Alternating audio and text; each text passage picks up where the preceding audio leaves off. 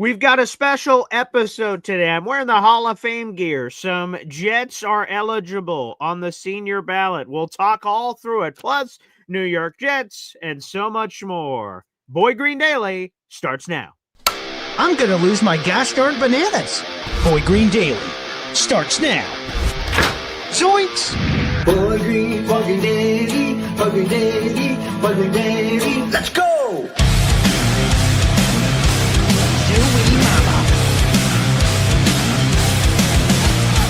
Put your seatbelts on. Get ready for the ride. We're the freaking New York Jets, and we're built for this shit.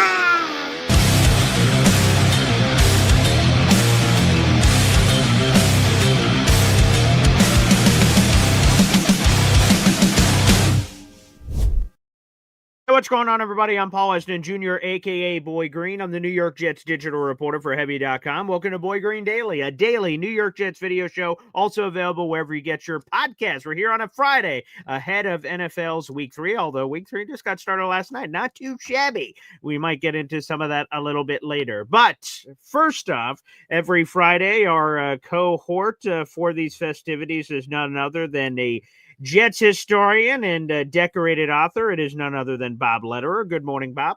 Hey, good morning. How are you, Paul? I'm doing well. And actually, I'm about to be doing a lot better because I have the pleasure of being with two esteemed authors of our time.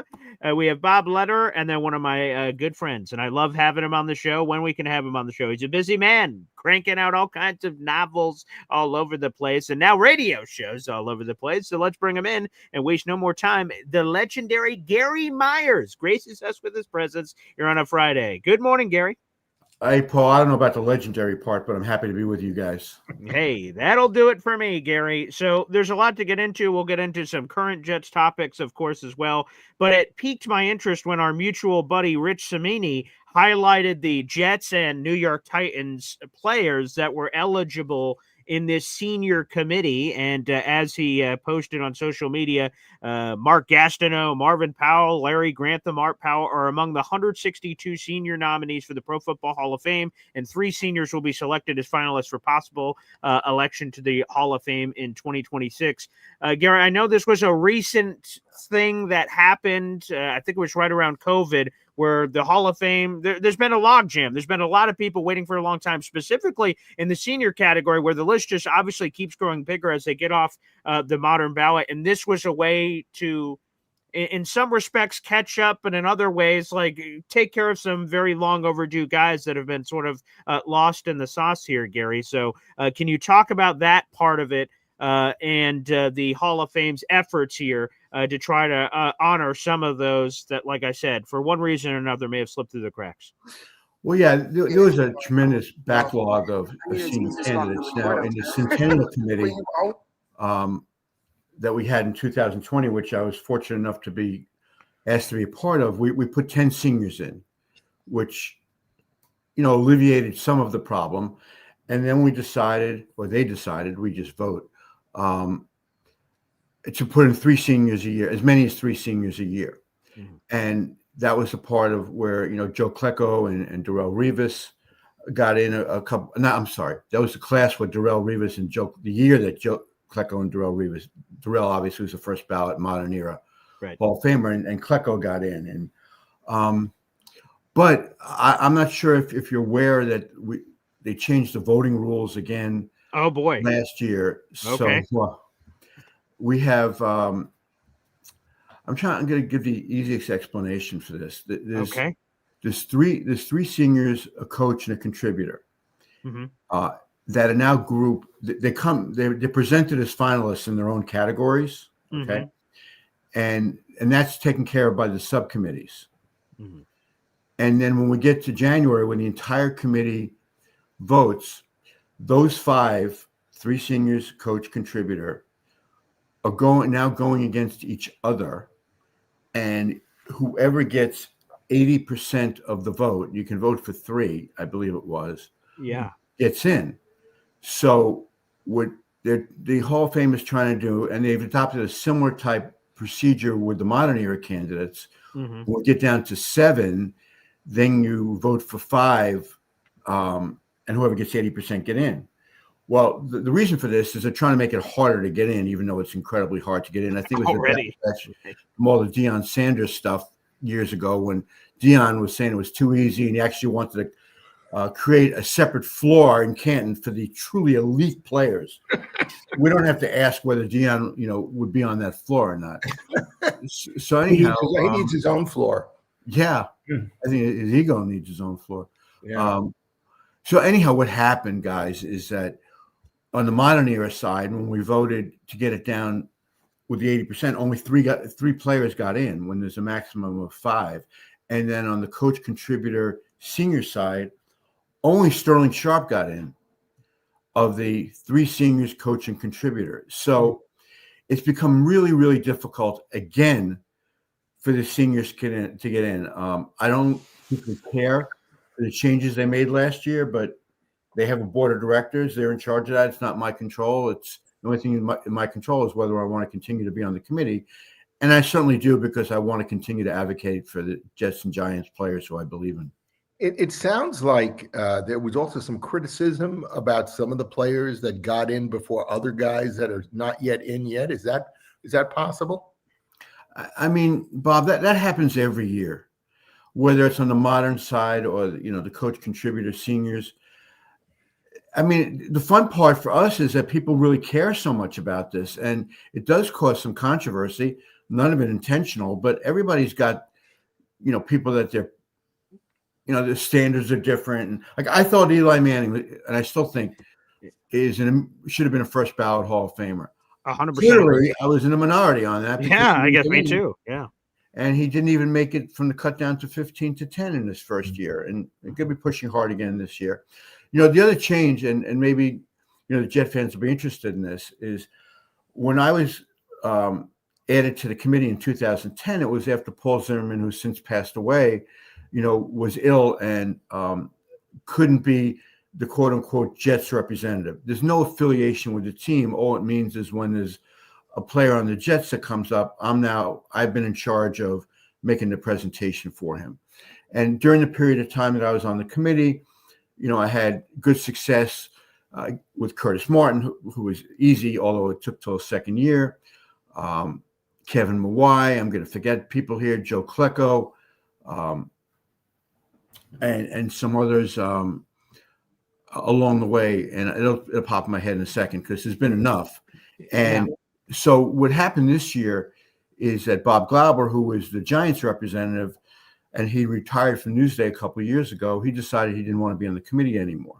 Wow. And so I wrote to the Hall and suggested moving me to the Giants because I know the Giants as well as I know the Jets, and making Rich Cimini the Jets representative because he's covered the team longer than anybody really should, considering how many losses he's seen. So he's now the Jets representative. I kid with Rich that I didn't leave anybody left for him really to advocate that has a real strong chance of getting in that played for the Jets either as a senior or as a modern era guy. So he's got an easy job the next few years.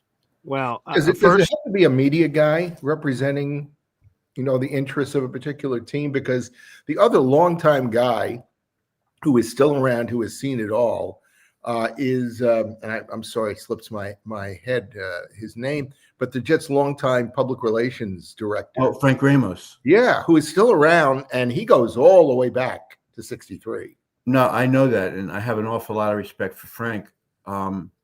In general, Bob, it's been a media person. Okay.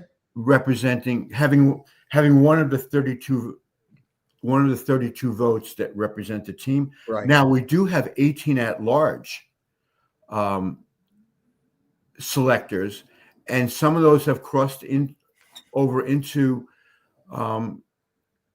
former executives. Tony Dungy, Bill Polian's on the committee, Dan Fouts, James Lofton, Joel Bussett, who used to work in the legal office. So, yeah, there is a place for people like Frank. I'm not involved in the formulation of the committee other than what happened this year with Rich, I guess. So if Jet fans wanted to encourage his participation, who would they contact at the Hall of Fame? Well, Rich DeRosas is our contact at the Hall of Fame. Okay. He's kind of the communications director for the Pro Football Hall of Fame. And Rich is not involved necessarily in the decision making, but he brings things to Jim Porter. And then the board of directors is ultimately the ones who sign off on anybody new to the committee. Well, Paul, let me just ask about one guy, and then I'm going to butt out and let you sure. know what to do. The other guy on the Super Bowl team, other than Grantham, who I think really deserves to get into the Hall of Fame, and not because he was a Jet necessarily, is Bob Talamini. Talamini was all league as a guard, except for Billy Shaw. He was on more AFL all league teams as an offensive guard, I think 6 or 7 times before he got to the Jets his last season. And it's funny, he was so good at what he did, but he got traded to the Jets because Houston wouldn't pay him. Yeah, I remember that. He didn't think a guard deserved to get, more than $1,000 raise every year, even if they were all league. I'd have to do more research on Bob to really have a full grasp. I do remember when he got traded from Houston to the Jets and that he was a really good player. I can't tell you how many people I hear from during the course of the year saying, what about this guy? What about that guy? I mean, there are so many qualified seniors who kind of have fallen through the cracks. The other thing that I think was disappointing to me is that there was a tremendous carryover each year in our subcommittees. So we had continuity and we knew how the votes went each year and who was gaining momentum. And so on a year-to-year basis, there was some consistency. Well, this year, and that's not, and we had 9 people on each committee. So maybe 1 or 2 would drop off for various reasons. But in essence, our committee would return intact on a year-to-year basis. This year, they decided no more of that. They wanted everybody among the 50 on the main committee to have an opportunity to be on one of the 3 subcommittees. So what they did this year, and I wasn't there to witness this, they said they pulled names out of a hat basically, and 9 people on each of the committees. And if you happen to be picked for a committee and you were on one last year, it was just kind of luck of the draw. So not only didn't I get to continue on the senior committee, which, I feel really strongly about a couple of former Giants, for example, like Carl Banks and Everson Walls. Everson played most of his career in Dallas, obviously, and Leonard Marshall and Bart Oates. I wanted to continue to advocate for those guys, but I wasn't picked for any committee for this year. And they had told me before they even drew the names that the chances of winding back on the same committee you were on last year were not very good. I didn't, do the combinations and permutations to figure out what my chances were to be on any of them. But I'll be on a committee next year, but I just don't know which one. And I'm hoping it's the seniors because I think that one really means the most. Well, first off, Rich Cimini's a great choice. He's one of the most longest tenured beat writers in America, so that's terrific. And Gary, I told you this before, but I'll tell you again, especially as we're about to dive into some of these senior eligible candidates for the Jets this time. Thank you for what you did for Joe Klecko. It was long overdue. You, whether you may be very humble here when I bring it up to you, but you were a big piece of it for Joe Klecko to finally get in there. And I was able to get the Hall of Fame gear I'm wearing right now when I was in the press box to see Joe Klecko, his acceptance speech for the Pro Football Hall of Fame. So Gary, thank you so much for what you did and getting Joe in, because one of my biggest pet peeves is inducting folks posthumously after they have passed away. And I'm glad Joe deserved that moment, and I'm glad that he got it. Thank you. Yeah, for Winston Hill. I'm sorry? Ditto for Winston Hill. Yeah, I mean, Winston Hill was part of our centennial class, and I made the presentation for him. And that was the guy I was trying to think of before when I said there were others. As far as Klecko is concerned, the funny part about Joe's career is I was really in Dallas for most of his career. He started off, I was in New York, but I moved to Dallas in 81. So, the majority of Joe's career I wasn't here for. But I've gotten to know him really well since I moved back to New York in 89. And when I got on the committee, I started doing some research on Giants and Jets, who were coming up as modern era candidates and those who might have been, passed over as moderns that were going to now be seniors. And I'm forgetting what year Joe dropped off the modern era ballot, because you're eligible for 20 years, beginning 5 years after your career's over. I think his last year was 88. Yes. So it would have been somewhere around 2012 or 13. That's right. He would have dropped off the modern ballot, and he never came up in any conversation in the 3 years that I was on the committee, and he was still eligible as a modern era candidate. And then it really caught my attention when they named me to the senior committee, which like around 17 or 18. And Joe was the guy that I decided he was my project. And it took a couple of years, and it's not easy because there's so many, qualified guys in the seniors. And, the way the process is set up, and I'm not sure this is the best, but unless you really have somebody on the committee advocating for you, it's really, really hard. Now, you can take suggestions from the other 41 people on the main selection committee, but ultimately, you have to have somebody on the senior committee really pushing strongly for you. And I did that for Joe. And I told Joe when he got in, other than his family, there was nobody happier for him than me. Yeah. And I truly feel that way because he's a great guy. He had a tremendous career.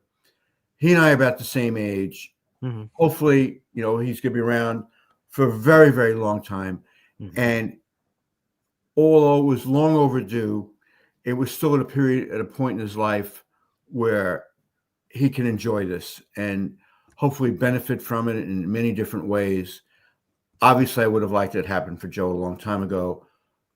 It's trite to say better late than never, but in this case, it's certainly true that he's in good enough shape now in all areas of his life that he can really enjoy this rather than some people, as you mentioned, we put in posthumously, or that they have some physical or cognitive disability where they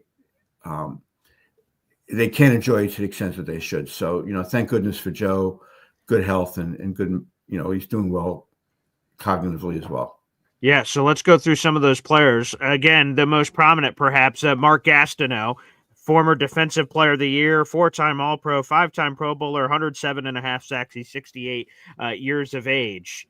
What are the chances, Gary, of Mark Gastineau, long overdue, making it through, especially with everything that's been covered? There's been the ESPN's, obviously, New York Sack Exchange documentary and the 30 for 30. So, like, some more stuff is sort of, in terms of attention, has been thrown the way of Mark Gastineau, whether good or bad. So, Gary, what are his chances in your mind?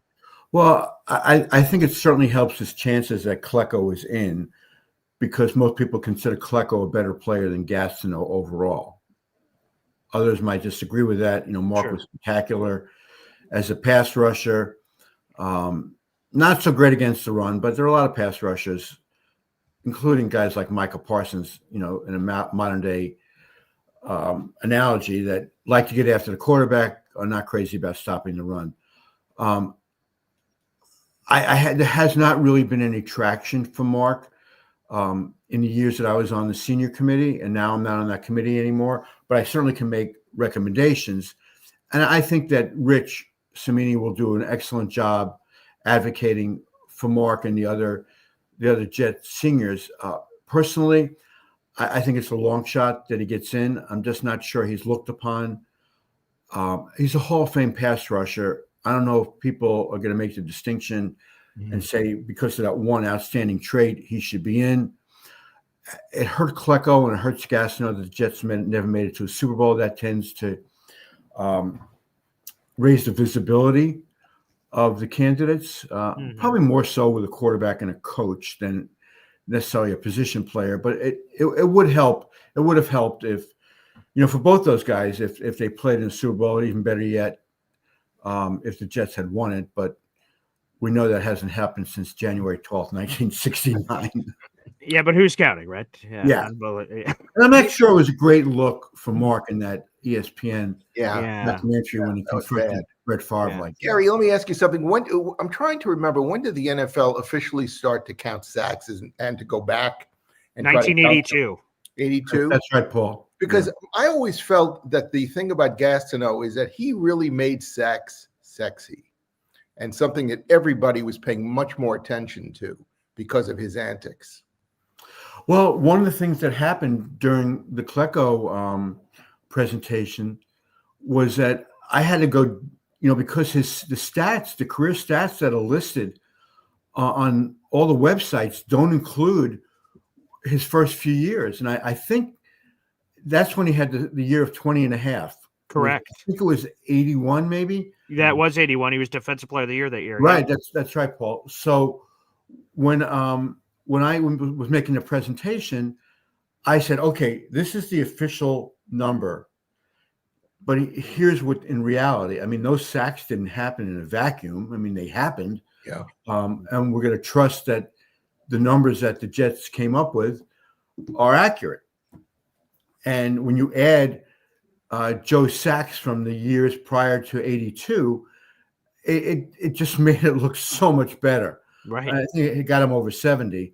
Mm-hmm. So I think that went a long way to convincing the voters. And I haven't broken down Gastineau's numbers. Maybe you guys have of where he stands, after 1982, after 81 rather, versus, what didn't count officially. Right. Yes, I believe the number, and thankfully the NFL made that recent change somewhere in the last decade or so where they said, okay, I know that it was 1982 when the official sack numbers happened, but we're going to, grandfather in these other stats that weren't. Well, if that's the case, that only happened recently. Right. Yeah. It's very recently. Yes. Yeah. I mean, not 10 years ago. No. Yeah. Maybe I'm over exaggerating, but somewhere in the last couple of years, they did fix it on a lot of the websites. So Pro Football Reference, for instance, has Gastineau listed at 107.5 sacks now. Right. I was going to say Pro Football Reference, I think, was the first one. I agree. Yes. To do that and listing these guys' numbers for what they really are. And that certainly, helps Gastineau's case. And at some point, I'm before this really gets rolling, and Rich was named to the contributor committee this year, so he's not on the seniors either. But I would encourage you to have Rich on to talk about his advocacy for Gastineau and what he's doing, because what I always did, and I will continue to do with the Giants and Jets, and I did it for the Giants even though I wasn't the Giants representative, I had them put together information sheets on guys that I thought had a chance to get in. So they did it for Curtis, and they did it for Mawai and Winston Hill and Klecko, and then on the other side with Eli and Tiki and Carl Banks. Mm-hmm. I've encouraged them to participate, and I've gotten the teams kind of up to speed on what they can do to help their own players. It shouldn't all be on the Hall of Fame voter. Sure. Because it's kind of an uncomfortable position. You're supposed to be an objective journalist and you cover these players. But on the other hand, then you're supposed to advocate for guys that you cover to be in the Hall of Fame. So it blurs the line a little bit, but it is helpful when the teams get involved in that. And I've told that to Cimini, and, hopefully he's been in touch with the Jets to try to get something going for Gastineau and some of the other Jets. Yeah, we'll definitely do that. We haven't had Rich on in a couple of months, so we'll have to definitely bring Rich back from that perspective. Let's go through a couple of these other guys, and then we'll also talk about your new ventures, including your latest book that dropped. Okay. Another guy here, Marvin Powell. He unfortunately passed away at the age of 67, but played for the Jets from 1977 through 85, four-time All-Pro, five-time Pro Bowler. This is, again, in my opinion, a guy that sort of slipped through the cracks here and now has another opportunity with this senior committee. Yeah, I mean, I would put Marvin Powell in a category with a lot of other players who, as you say, Paul, slipped through the cracks, and then you look at their resume and you say, how did that happen? So I think there's a list. They narrowed it to, or they haven't narrowed it yet. The initial list of seniors is either 152 or 162. 162. Okay. I mean, if you look at that list, off the top of my head, I can make a case for 30 to 35% of those players without even doing any research. Yeah. And then you do the research on a lot of these guys. You go, wow, look how many Pro Bowls he made, or how many All-Pro teams, or he played on a bunch of Super Bowl championship teams, and we forgot about that. So, yeah, I mean, Marvin is definitely in that group, and it's just an unfortunate situation because maybe there should be like a seniors Hall of Fame, and you can let 10 guys in every year, and they have the designation that they're in the seniors. But but it's not that way now. There's no distinction made if you're a senior or a modern era candidate. And I told that to Klecko. Yeah. That once you're in, you're in. It doesn't say on your bust. Yeah. Right. Senior electee 2000 and whatever it was, 23 that he got in. Yeah. Yep. It just says what year you got in. Yeah. But it's just hard. I mean, it's just really, really hard because just think about how many players are in that pool. And then, you have the elimination or cut down votes. You got to keep surviving the votes. And at least when we got it down to 9 the last few years, excluding this past year, we thought, okay, we have a really good chance of getting 3 of them in. Mm-hmm. And now I would say it's going to be almost impossible to get 3 in. And we'll be happy if we get 1 or 2. And this year we only got 1. Yeah, which we did. And hey, more of these Super Bowl champions we could get in, the better for me. With Larry Grantham, another guy on this list, he passed away, unfortunately, at the age of 78. Super Bowl champ, 10-time All AFL. And man, it's hard to even list everything because there's so much for Larry, another Super Bowl champion. But we have a few of them in, obviously, Don Maynard, Joe Namath, Weeb Eubank, and Winston, who we just talked about earlier as another one here. Yeah, but you mentioned it, 162 guys and all these things that we have here. It's, it just seems hard to envision. To your point, right? We only got the 1 in this year, despite the 3 candidates. It seems like some of these Jets may be battling against each other too. Well, and the thing about Larry Grantham is that I just don't think the voters look at the all AFL teams the way we look at all pros since 1970, since the merger. There's been a shortage of AFL players that have gotten in to the Hall of Fame, which is why I was so happy that, in the Centennial class that Winston Hill got in. And I know that, I talked to Namath before I made my presentation to get some good background on him. And then when I wrote the program piece for the Hall of Fame on Winston, when he got in, and, I got back and talked to Joe again, and he loved Winston Hill. And I'm sure he feels the same about Larry Grantham. I mean, those guys who won that Super Bowl 3 were bonded for life. And unfortunately, I just think, like I said, I'm not sure the same degree of respect is given to the all AFL teams as the all NFL teams from that era. And then, since then, the all pro teams. Which means that'll be the same thing here, obviously, for Art Powell, who's on your screen, unfortunately also passing away at the age of 78. But a lot of those accolades, and he played for a variety of teams, including the New York Titans in their run before becoming the Jets in 1963, and all of his all AFL numbers that are all over the place. Also, they heard of it. But a lot of Art Powell's numbers were put up really in the first few years of the AFL. 65, I don't think he was that much of a factor. Well, I do want to tell you this about Art. He was a senior finalist 2 years ago, I believe it was. He was one of our 3 senior finalists in the last year that we did. We were able to get more than, we can get more than 1 senior, and I'm just saying it's unlikely. Yeah, right. But in the past, when we presented the 3 seniors to the overall committee, I don't want to say it was rubber stamped, because there have been situations where a guy comes out of the subcommittee and gets turned down by the regular committee.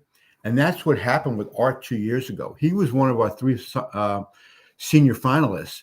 And at that point, he just needed 80% of the vote at that point we had 49 voters. Now it's back up to 50. Right. He needed 80% of the 49 voters to get in, and he failed to get that. So, and that was during a period of time where I know it was easier. And it was surprising to me when he made it to the final list of 9. Frank Cooney from the Bay Area is the one who made the presentation on Art, because he did play for the Raiders. So he got down to 9, which surprised me, and which is when I really started doing my homework on him, because then as one of the 9 voters, I mean, I need to make an educated decision on him. Mm-hmm. And I have to admit, I was very surprised when he came out of that committee as one of the 3. But then I was also surprised when our overall committee didn't ratify him, because I think once you make it, I've always trusted the subcommittees; they do all the work. Of course. So when they present somebody to the main committee, and if I'm not on the subcommittee, I tend to vote for them. I thought when it's such a arduous process to get to where Art was 2 years ago, even though it was somewhat of a surprise. He did make it through the whole vetting process to get down to 9, and from 9 we cut to 5, and from 5 to 3, and then he was one of our guys, and the entire committee did not accept him, and I just felt bad for Art's family. You get that far, I think they should get in. The chances of Art ever getting in the Hall of Fame now, I mean, honestly, I think are minimal. His best chance was 2 years ago. Yeah, that's probably true. Let me just work this in, and then I know we're running out of time here. Gary, do you know anything about Matt Snell and his, broken relationship with the New York Jets, and the fact that he hasn't, sort of been involved with the team in a very long time? Is there anything that you know about that, Gary? All I really know about that, Paul, and that's a really good question. I know that sometime in the last 10 or 12 years, I keep bringing up Cimini here, but right. Cimini was doing a story, I think, on Matt Snell, and found out where he lived and went to his house, and Matt wouldn't talk to him. And I'm not sure. I mean, I would just be, giving a guess on this. I don't want to do that, because I really don't know what has been behind Matt sort of becoming a football recluse, and not being involved in any Jets activities. I really don't know what the reason is.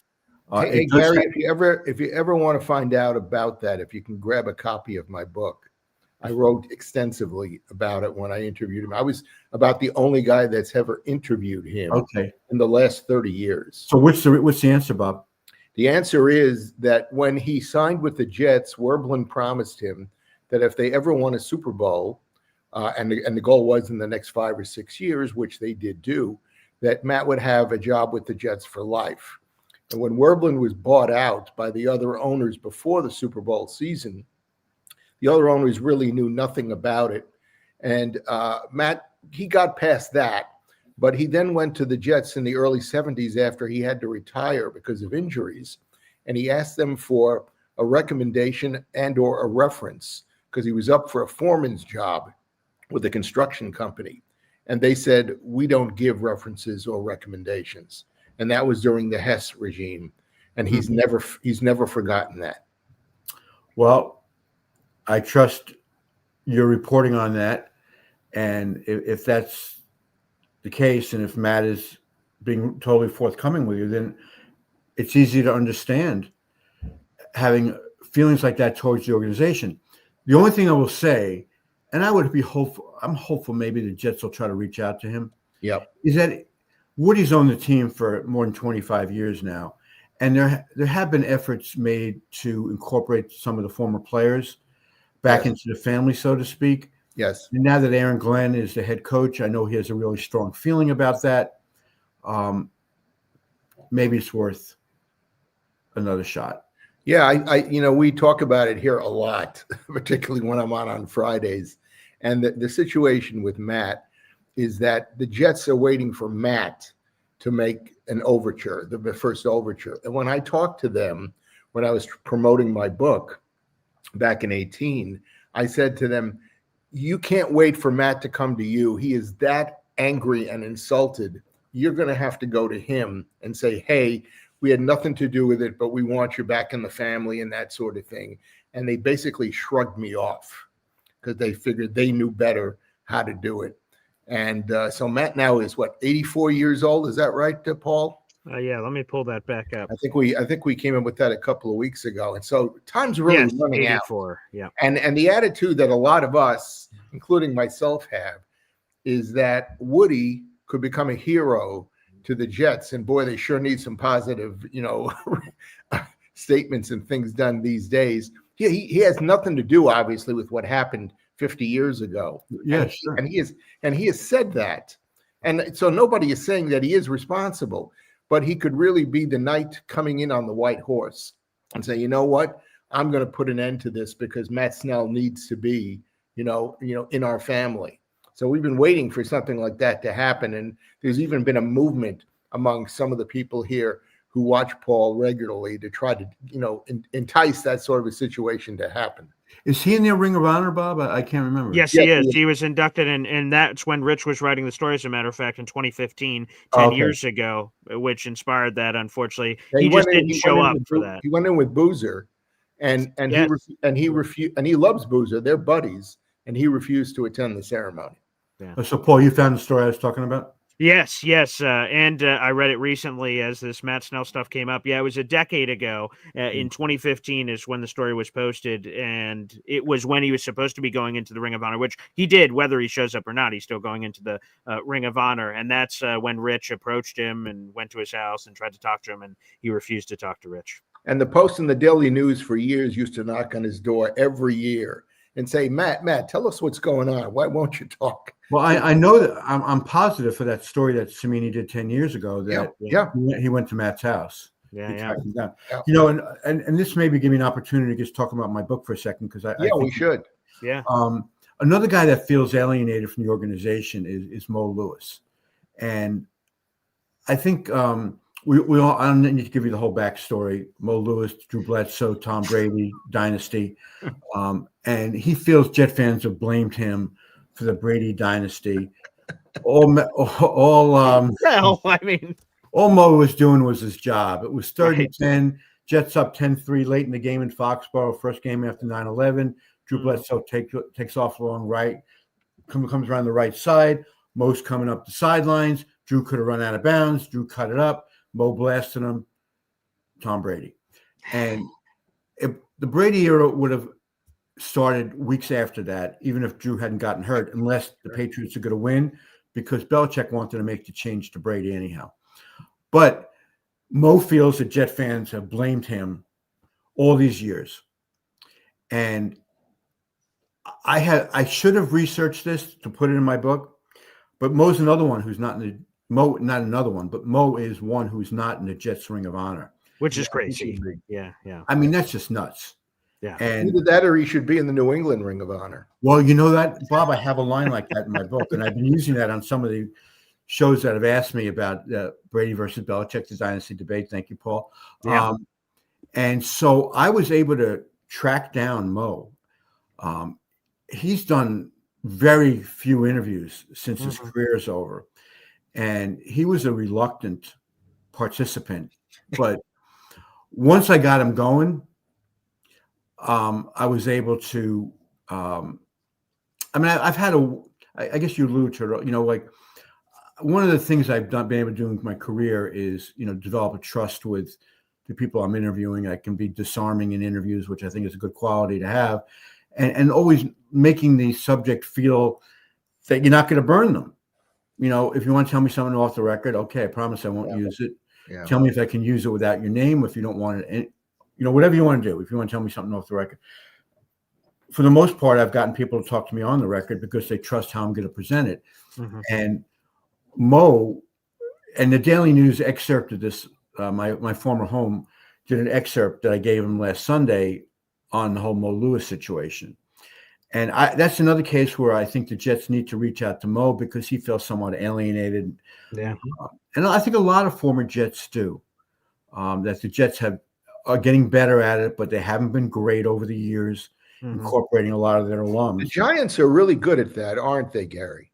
They are. And they involve foreign players at every home game. And I think the Jets are doing that now too, giving guys an opportunity to make some money, go from suite to suite. I actually ran into Marvin Washington in an event the other night in the city. Yeah. And I know he's done that some of that for the Jets as well. But they need to bring Mo back into the family. Mo played in a championship game for the Jets in '98, played on some other playoff teams. basically gave his body to football because he had that bad neck injury that he got surgery for and regretted not retiring. He played another year after that, or another, maybe 1 or 2 years. I can't quite remember. But if you ask any Jet fan about Mo Lewis, they're not going to say he made an all-pro team, he made Pro Bowls. Oh, he was the guy that hit Bledsoe that got Brady his job. And in reality, that is what happened. But it's not because Mo was trying to win the game. Mo wasn't trying to create a situation that was going to, it could be a life-threatening situation for Bledsoe. I mean, the guy nearly died on the way to the hospireally. Yeah. And Mo Lewis was a terrific linebacker. He was, and the Jets had, him and Marvin Jones at that point. Really, really good linebackers. And I started off that chapter in my book talking about how Pepper Johnson, who was then a Patriots assistant coach, had played with Mo and Marvin with the Jets for a couple of years. And the Friday before that game, Belichick asked Pepper to go talk to the offense about the Jets defense because Pepper had played on, he wasn't that far removed. And he got up in front of the meeting and was warning players, if you have an opportunity to avoid Mo or Marvin in a one-on-one situation, don't take them on.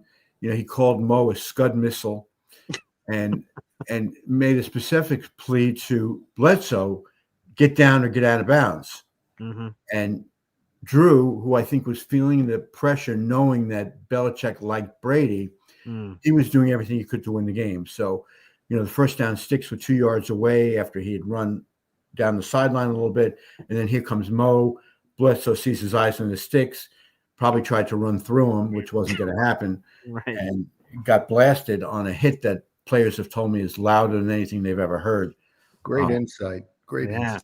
Yeah. All right. Well, Gary, let's wrap up here. So first off, let's do a little bit more promotion here. Brady versus Belichick, the dynasty debate. These are two individuals I hate equally. So that's wonderful as a Jets guy. And also, I love that there's a shout out to this because this is one of my favorite books you've ever written. The best-selling author of Brady versus Manning, which is sitting right behind me on my bookshelf here, which was one of my favorites. So please, talk about it. He said this book just officially hit the shelves this week. Yeah, it came in on Tuesday, and the response has been tremendous. I'm really appreciative. Thank you. Of course, my old buddy from the Giants, Michael Strahan, helping out and getting me on Good Morning America. I did a spot with him on Tuesday. Really helped. I was on Dan Patrick's show. I've been on Morning Joe. I was on CBS Mornings Plus yesterday. So the subject matter is clearly resonating with people that all these networks have been interested in having me on, which obviously, Bob, as an author, that you get national publicity like that. It's wow. You can't pay enough for that. And so that's really helped. I just thought it was just a great topic to write about because in my mind, it's a debate that you can take. I could argue either side of this debate and make. I was going to say to you, don't give us the answer, but of course not. You got to read the book. Oh, of course, because I wouldn't present this as the greatest unanswered question in NFL history and then leave it unanswered. I mean, I had to find an answer. And, to me, the real issue was really what percentage do you assign to each after declaring who you think was more responsible? Yeah. Right. And that's the one that I thought was the really hard part about that. Paul, can I ask one question before Sure. we Okay. Yeah. Gary, concerning the trade that was made, a lot of the criticism that some people had was the value of the draft picks because they're likely to be about the Micah Parsons trade, correct? Down the order.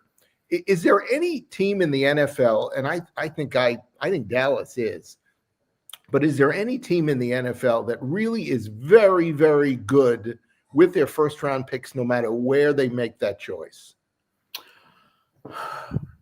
I think Baltimore has been a really good drafting team. I mean, they got Lamar at the end of the first round. Let's just see: Mayfield, Darnold, Josh Allen, Josh Rosen, Lamar. Fifth quarterback taken. They got Ray Lewis in the 20s. Yep. In the same draft, they had 2 number 1 picks. They got Jonathan Ogden up high. Yeah, he's pretty good. Yeah.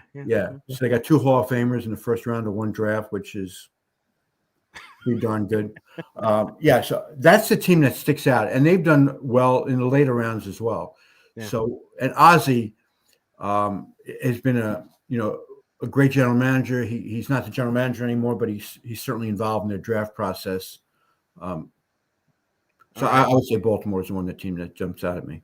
And Gary, last one here. How have you enjoyed cracking the mic? I've been enjoying the ESPN New York radio show. Again, we talked about at the beginning, your ability to, woo and, it's almost like, hey, forget about it. There's not mics here. It's just me and you talking at a bar. You sort of have that vibe, and I enjoy getting to be at the other end of the bar, just listening in like, oh, wow, this is great. Because that's what it feels like, for instance, your conversation with you and Jerry. So again, how have you been enjoying the ESPN New York show every Saturday? Another plug opportunity, please. Yeah, it's on from noon to 3 every Saturday. And I've loved it so far. I've done 2 shows. I've had some really good guests. I had Eli on the first show and Dan Quinn. Rich Cimini's been on a couple of times. Last week I had, as you mentioned, I had Jerry Jones on. Devin McCourty was on because we did an event Monday night together. He did a book signing event with me in New Jersey. But, he's such a bright guy, and there were so many great things to talk to him about. And he's on Football Night in America, as we all know. Yes. And then tomorrow, I reached out to Tony Dungy because I consider him kind of the conscience of the league. That's a good way to put it. And I wanted to talk to him about what to me is just a horrible conflict of interest with Tom Brady. Oh, yeah. Fox and being a part owner of the Raiders. And just a slight preview to get you to listen. He'll be on at 1:00 tomorrow. And he says that it wouldn't have bothered him when he was coaching if a situation like that came out. But now, there's a big but here. But now that he's part of the media and he has access to coaches and players and sees how valuable that is in his preparation for his broadcast, that he is so adamantly opposed to what the league is allowing to happen. And that's all the tease I'll give you. But he said it just, his perspective on it completely changed. Because when he was a coach, he was thinking, well, what's the big deal? Because, he would never really tell the broadcasters, real inside information stuff. Yeah. But just look at it this way. Brady is doing the Cowboys-Bears game this weekend. Yeah. Mm-hmm. Next weekend, the Raiders play the Bears. Okay. He's allowed to take part in these production meetings now virtually. Last year, they didn't let him do it at all. Right. By the way, Ben Johnson said in the papers here yesterday, I'm in Chicago, he doesn't care. He said he can ask anything he wants, and I'll give him the coach speak, where I just think he doesn't have anything to learn from us. Okay. But, Bob, look at it like this. Ben Johnson, despite this only being his first year as a head coach, is pretty polished with the media. Mm-hmm. And I'm sure, he's learned a lot during his course of his career as an assistant coach, from the head coaches he's worked with. And when, assistant coaches are available to the media, he's got a lot of experience not giving away trade secrets. Mm-hmm. But let me just paint a completely hypothetical situation for you Sunday. Okay. So Brady's allowed on the field before the game. Yep. That's when he can talk to players and coaches without any restrictions. Say that Caleb Williams was a huge Brady fan growing up. I don't know that. I'm just saying because right. You have to think that most quarterbacks of that age, probably right. And he sees Brady standing at the 20-yard line on his side of the field, and he goes up to him. Oh, Mr. Brady, or whatever he wants to call him. Players, younger players now call the players who are in their 40s, Mister. But just say, oh, hey, Tom, I love watching you play growing up. You're my hero. It's amazing. If I can have just a small percentage of the success you had, it would be an amazing career. Caleb, I watched you play at SC. I really admired it. I see some things in your game here that I really like and you can improve. What are you working on? I'm glad you asked. They haven't, I had a hard time, on my secondary receivers, or now I'm trying to sit in the pocket. I'm completely fabricating this conversation. No. I know. I understand. Yeah. And then, during the week, he's talking to the Raiders 2 or 3 times a week. Oh, I talked to Caleb Williams on the field, and this is. You don't think that's a conflict of interest? No, or even more so, looking more long term, he can assess the personal qualities and the fit that an Right, individual free agents player, or other things, right? right. Knowing players. Bob, that's Sure. a great point. I hadn't thought of that. It's a great point. Yeah. And this is an advantage no other owner in the league has. Now, I don't know if an owner, like if Woody goes down to the field and sees a former Jet on the opposing team, is he going up to talk to him? Is that considered crossing the line? I never really paid attention to that. Sure, right. But I can guarantee you no owner, if he's talking to any player on the other team, is doing more than saying, hey, how you doing? How's your family? How the kids doing? Brady, if he sees a player, is using it as an opportunity to get information for the broadcast and maybe information for the Raiders.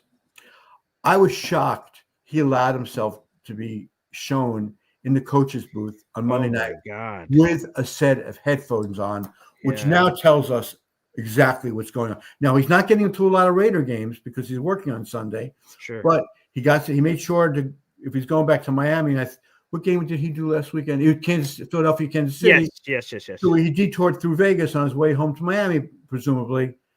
And he took advantage of that opportunity. How many more times the Raiders are on Thursday or Monday? I haven't looked. Yeah. Powell missed most of their games, but he is staying in close contact with the Raiders during the course of the season. And there is this thing called the telephone and email too that he could use. Yeah, and if he's finding one or two things during the course of the season that perhaps can help the Raiders win a game, he's giving them an advantage that no other team has. And when you think that they suspended him 4 games for a nonsensical investigation into Deflategate, and they've let this happen, which is much more of an impact on the integrity of the game. Because people have said to me, well, they don't want to mess with Brady. They love that he's in the league. He's the face of the league and he's good for the league. I said, yeah, they weren't thinking that 10 years ago when they sat him down for the first 4 games. Yep. That's true. But damn it, Gary, what a hook. I'm in on the Tony Dungy interview tomorrow. I can't wait for that one. So great tease. And again, Tony Dungy, Quiet Strength, one of my favorite books from 10 or 15 years ago. I also have Walt Anderson on from the league office. Oh, perfect. Who I'm going to ask about when are they going to finally get rid of the tush push? I know. Yeah, I heard Dean Blandino talking about it. Love to talk to you about Snell if you ever have time on your show in the future. Okay. If you got a slow weekend. Yeah, there you go. No weekends are slow, but I'll work it in, Bob. All right. Well, Gary, thank you so much for being very generous with your time. Again, congratulations on the new book. We have it right here, Brady versus Belichick, the Dynasty Debate. And with a Dynasty Debate answer, you'll have to purchase the book to get all those juicy details. Paul, thanks so much for having me on. And when you guys are done today, can you give Bob my contact information? I will. We can stay in touch on that. Yeah, will do. Gary, thank you so much for taking the time. And I'll do that. Have a great weekend. All right, guys. Thanks for having me on. I'll see you soon. All right, there he is, Gary Myers, the legendary Gary Myers, a great friend. Love having him on the show. We will definitely take his recommendation to have Rich back on the show to talk about it. Guys, is this a live conversation? For those that are asking, this is not pre-recorded. Me, Bob, and Gary, we're just all live here on the show, and we will continue to be. Hey, any thoughts? I always thought of him as a Giants guy. And again, it's crazy because if you really look at Gary's career, he was a Cowboys guy, then a Giants guy, and a Jets guy. Like, he's just covered so much, of course, obviously with the New York papers and obviously back in Dallas. And he has just covered a lot. He's written a lot of wonderful books, and I have many of them behind me. I'm a big, massive Gary Myers fan. So thank you guys for enjoying that conversation. I know that was different, Jets, Bucks. I heard you guys talk about it in the comment section, but this felt like a more than appropriate detour when you can have a guest like Gary and pair him with Bob. So a couple of accomplished authors here. And look, Bob, it sounds like new life for the Matt Snell story. Well, hopefully we can use that as a lever in some way. And I think it's great to really start the program this way because, oh my goodness, this has been a terrible week. I have to give you a lot of credit to have gone 5 days, 4 days, and today's the 5th.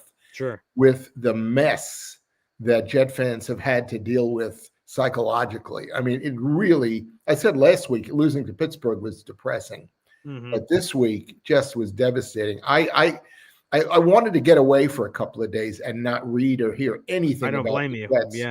And then Jimmy Kimmel. So Oh, well, that could be its own package that we can unveil. Hey, I see a couple of things here. First off, Austrian Jet fan, thank you for gifting a Boy Green Coffee Club membership here on the show. I saw that at the beginning. Gary Camley, that's 108 raffle tickets so far this month, and that membership went to Carl Duncan. So thank you for that conversation as well. And then for you, Bob, Ald Yank's throwing this in. Do we have any of those autographed books left, Bob? If so, I need a link or the information, please. Do we have You know what, the list? Paul? Anybody that's interested in that should just contact Paul, or if you'd like my email address, I will give it to you now.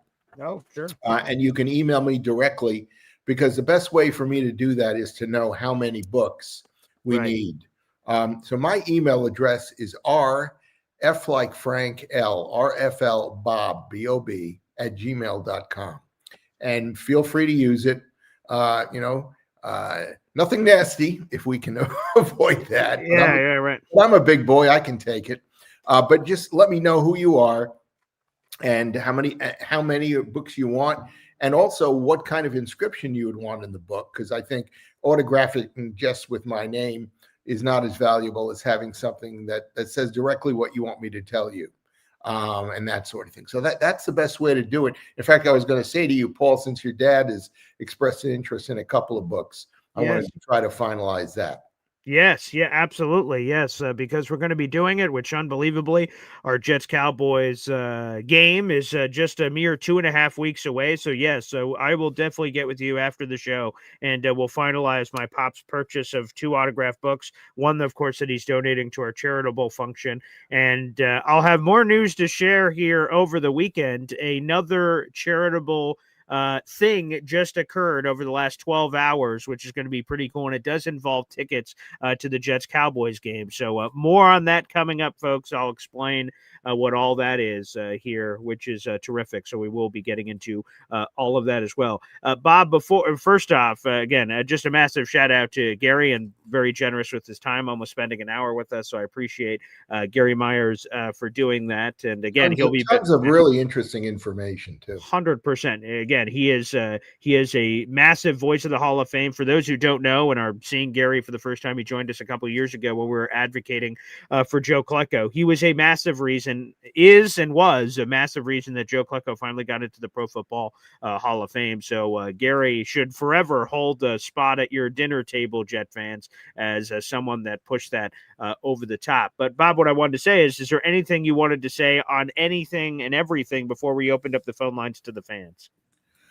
You mean about what Gary and I, when we just sure. Anything that we just talked about with Gary, or anything in general that no, I've already had my say a couple of minutes ago. This has been a really tough week, and yes, I think the Jets are gonna come out of it. I don't know how long it's going to be. One of the questions I wanted to ask him, as a very long time observer, is one of the things that you pointed out yesterday through a different source was the change in the defensive program that they're running and the offensive program, and the fact that the Jets do have valid, really solid, even excellent at some point defensive players, but playing with each other in a different system than they've been accustomed to the last 3 or 4 years does take time.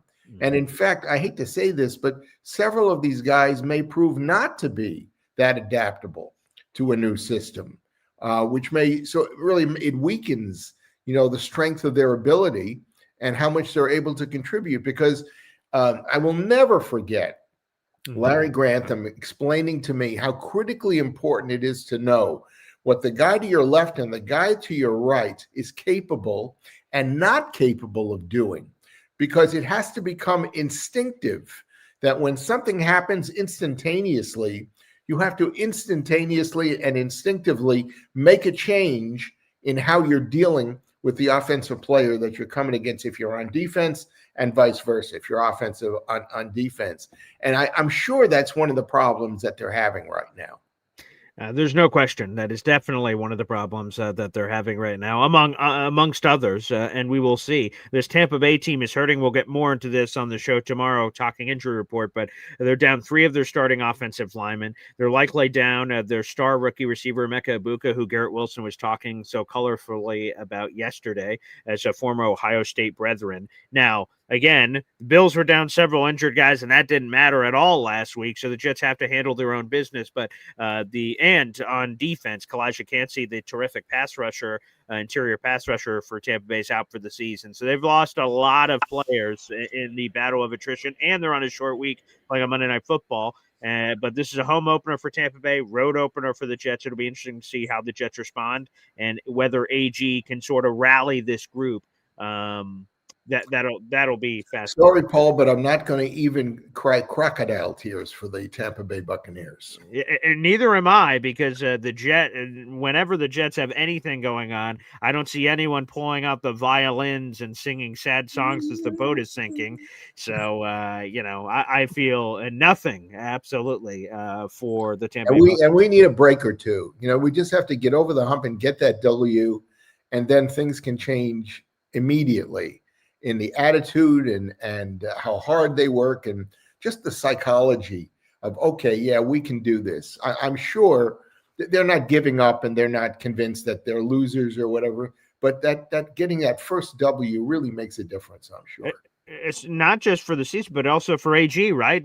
I imagine, I don't know if the Jets cameras will be allowed in the locker room for that moment, but if the Jets get their first win of the season over the weekend, I could totally see the college-like atmosphere as they go into the locker room and they're like, here's the ball, here's your first win, AG, first of many, whatever is said from players or Woody or whoever, and then the team rallies around him and screams. I can already envision that in my head, because the Jets will not be going 0-17. So at some point, that first win is going to come, and I'll be very curious to see that response again if the Jets let us in on some of those conversations, because that's going to be a big moment for AG and this team as they take part, obviously, in this journey. So without further ado, let's do it. We're going to open up the phone lines. You guys can feel free to call in through the show. We have 300 people watching. Again, another shout out to Gary Myers. We're streaming live on Facebook, YouTube, and Twitter. If you guys would like to call into the show, it will be the pinned comment on youtube.com after this short break. Boy Green, Boy Green Daily, Boy Green Daily, Boy Green Daily. Talking Jets football, man. Boy Green Daily, Boy Green Daily, Boy Green Daily. New York Jets Football Club. Offense, defense, special teams, watch Jets football with Boy Green. J-E-T-S, Jets. Let's go. You heard the man, Hep. Let's bleep and go. I am Paul Eston Jr., a.k.a. Boy Green. You guys are watching Boy Green Daily, a daily New York Jets video show, also available wherever you get your podcast. The phone lines are open. That is youtube.com/BoyGreen25. We have plenty of Jets Bucks coverage coming this week. And if you guys are a Discord member, a member of the Boy Green Coffee Club, you've already seen this in our live section, but we will have our Jets Bucks post-game show immediately after the final whistle. We'll have live play-by-play and watch party of the Jets Buccaneers game coming up on the YouTube channel you can see. And of course, our pregame show with NFL insider Matt Lombardo at 7:30 in the morning, 5+ hours of live streaming coverage. Hopefully a much better result this time. But hey, we're here with you through wins, losses, and everything in between as it pertains to the New York Jets and the Tampa Bay Buccaneers. Again, we're graced with the presence by one of the great authors of our time, Bob Gastineau, letterer, here on the program, baby. So without further ado, let's go to the phone lines and hear from a bunch of our lovely Jet fan brethrens. And we start off with Hep with a hat. Oh, nice. What's up, Hep? Hey, Paul. Hey, Bob. Good morning. I just want to say good show today. It was very entertaining. And I like the way you planted that seed, that Matt Snell seed. He was like, what? I didn't know about. You see, a lot of people don't know. They don't. Nobody, and by the way, you have to be right into the middle of it all in order to be paying attention to it. And by the way, I want to thank you, Hep, because, again, someone said, is this interview live? What's happening here? You want to know how it's live? You saying Matt Snell reminded me. I had it written in my notes, Hep, but I saw you you didn't have anything else. It just said Matt and Snell in 2 words. And I said, ooh, let me see how I want to whoop put that into the conversation. So thank you, Hep, because like I said, I had it in my notes, but as the conversation was going and the potential limited time with Gary, I'm like, how am I going to get this in? This is a long thing. I don't know how. It's a long thing. Because, right, you can't just go, hey, Matt Snell, Gary, run. Like, what? Like, so, I'm glad that we're able to figure it out. So, no, thank you so much, Hep. That's the reason I was able to get it in today. So, appreciate it. Thanks, guys. I'm out. Okay, there you go. Have a great weekend, Hef. Okay, there you go. And Bob, all jetted up, baby. We love to see it. Well, now that I'm not just media, I'm back being a Jets fan. That's true. Yeah, you wear many hats, Bob. You wear many hats, and that is one of them. All right, let's go to your buddy, who you peer pressured into revealing his first name here on the show, Carl, aka Man with a Jet Tattoo. What's up, buddy? Hello, man. Hey, how you doing, Bob?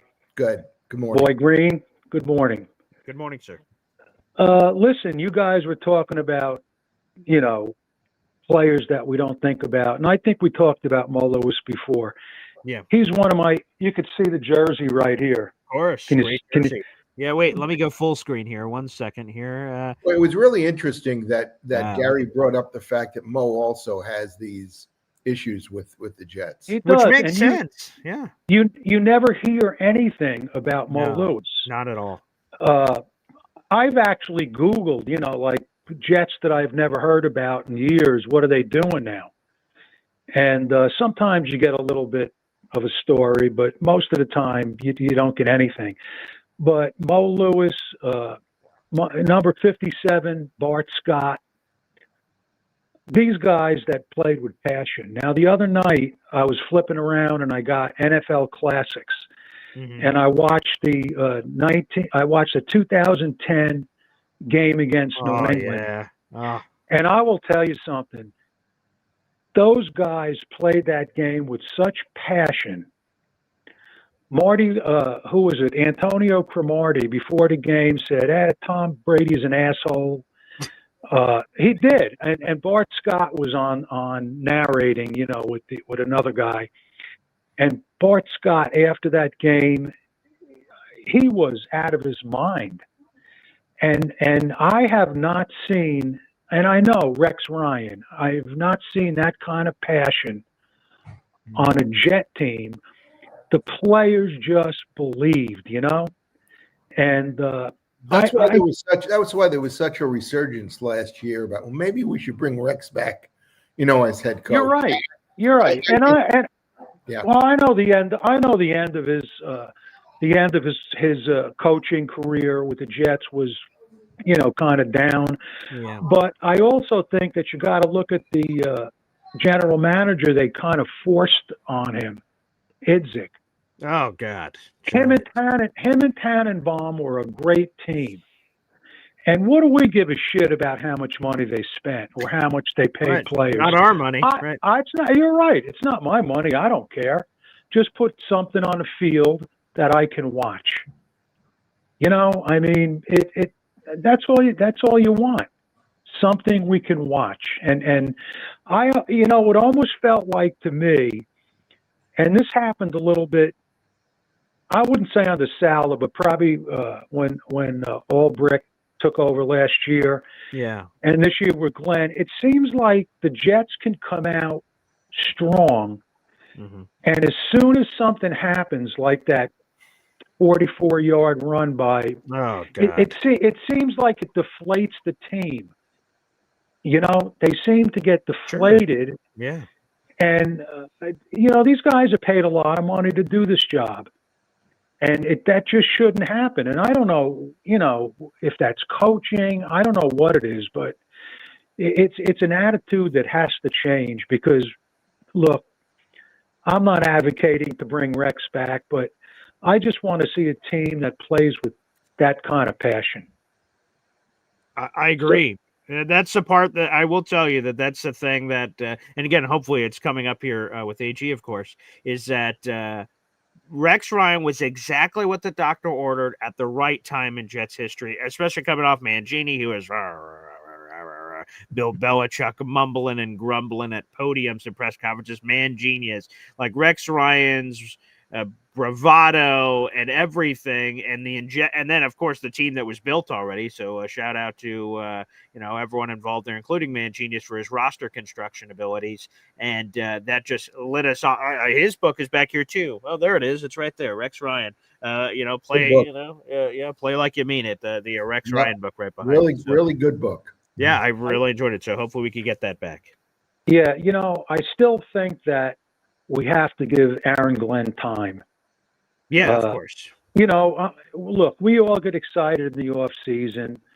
We expect a lot because we've been disappointed so much. But I mean, this guy is starting from scratch. Everybody thinks that the Jets have this great roster, and we've got some good players, and we shouldn't be, lose like we lost to the Bills. But I think we can't expect too much. I know we want to, and look, I'm 71. I don't know. I doubt I'm ever going to live to see a Super Bowl. Oh, come on, pal. Come on, Carl. Come on, Carl. Well, don't be giving that in here. I'm gonna tell. Can I tell you a really quick story? Yeah, sure. All right. When I was living up in New York, I had an uncle. All right. And him and he got me into the Jets big time. Sure, we used to go to Shea Stadium, and we used to watch the Jets at Shea. And he was 35 years old, and I was about, I don't know, maybe 18 or 19. All right. And he said to me, "I'm never going to live to see this guy, this team won another Super Bowl." And I said, "Come on, man." His name was Duke. I said, "Uncle Duke, are you crazy? You're 35 years old." And he died, in his 70s, and he never saw a Super Bowl. And now I'm in that position. I'm 71, and I'm like, hopefully I got another 10 years or so left. But, maybe they can do it. But I'm not, I don't know. It only took the Cubs 108 years between their World Series. Yeah, I don't think that's a life expectancy I can I can count on, Bob. There are a lot. Seriously, living in Chicago, there were a lot of Cub fans, sure, who after they won in 2016. Basically, we're telling stories about aunts and uncles and grandfathers who never saw, the Cubs win a World Series. I mean, it was coming out of the woodwork. All these people who had been so devoted to them for so many years and just never had, the joy of seeing their team win. So I relate with you. You're only a couple of years younger than me, and I've forgotten. But you saw the Super Bowl in '69, right? Yes, I did. Yes. Yeah. So, I mean, my attitude is, as this has gone on and on and on, that, hey, guys, I've seen them win a Super Bowl. And if they win it again, I will be very happy. But will I have the thrill that I had the first time as a 16-year-old? I don't think so. So I feel sorry for fans who didn't see that special game. Because it will be euphoric for them when. And I don't think I appreciate it. You were 16. I was probably 13 or 14, and I don't think it was that big of a deal to me at that time. You know what I mean? I had so many other things going on, and you're just not that into it. I'll be honest with you. Those couple of years would have made a difference to me too. I still would have been, really happy. But one of the things, and I've said this before, that got me and really revved me up after they won was the reaction I got from my classmates in high school, most of whom were Giant fans, who came up to me and said, "Hey, congratulations, your team won yesterday. They deserved it. You should feel great." And I was on a high for a week.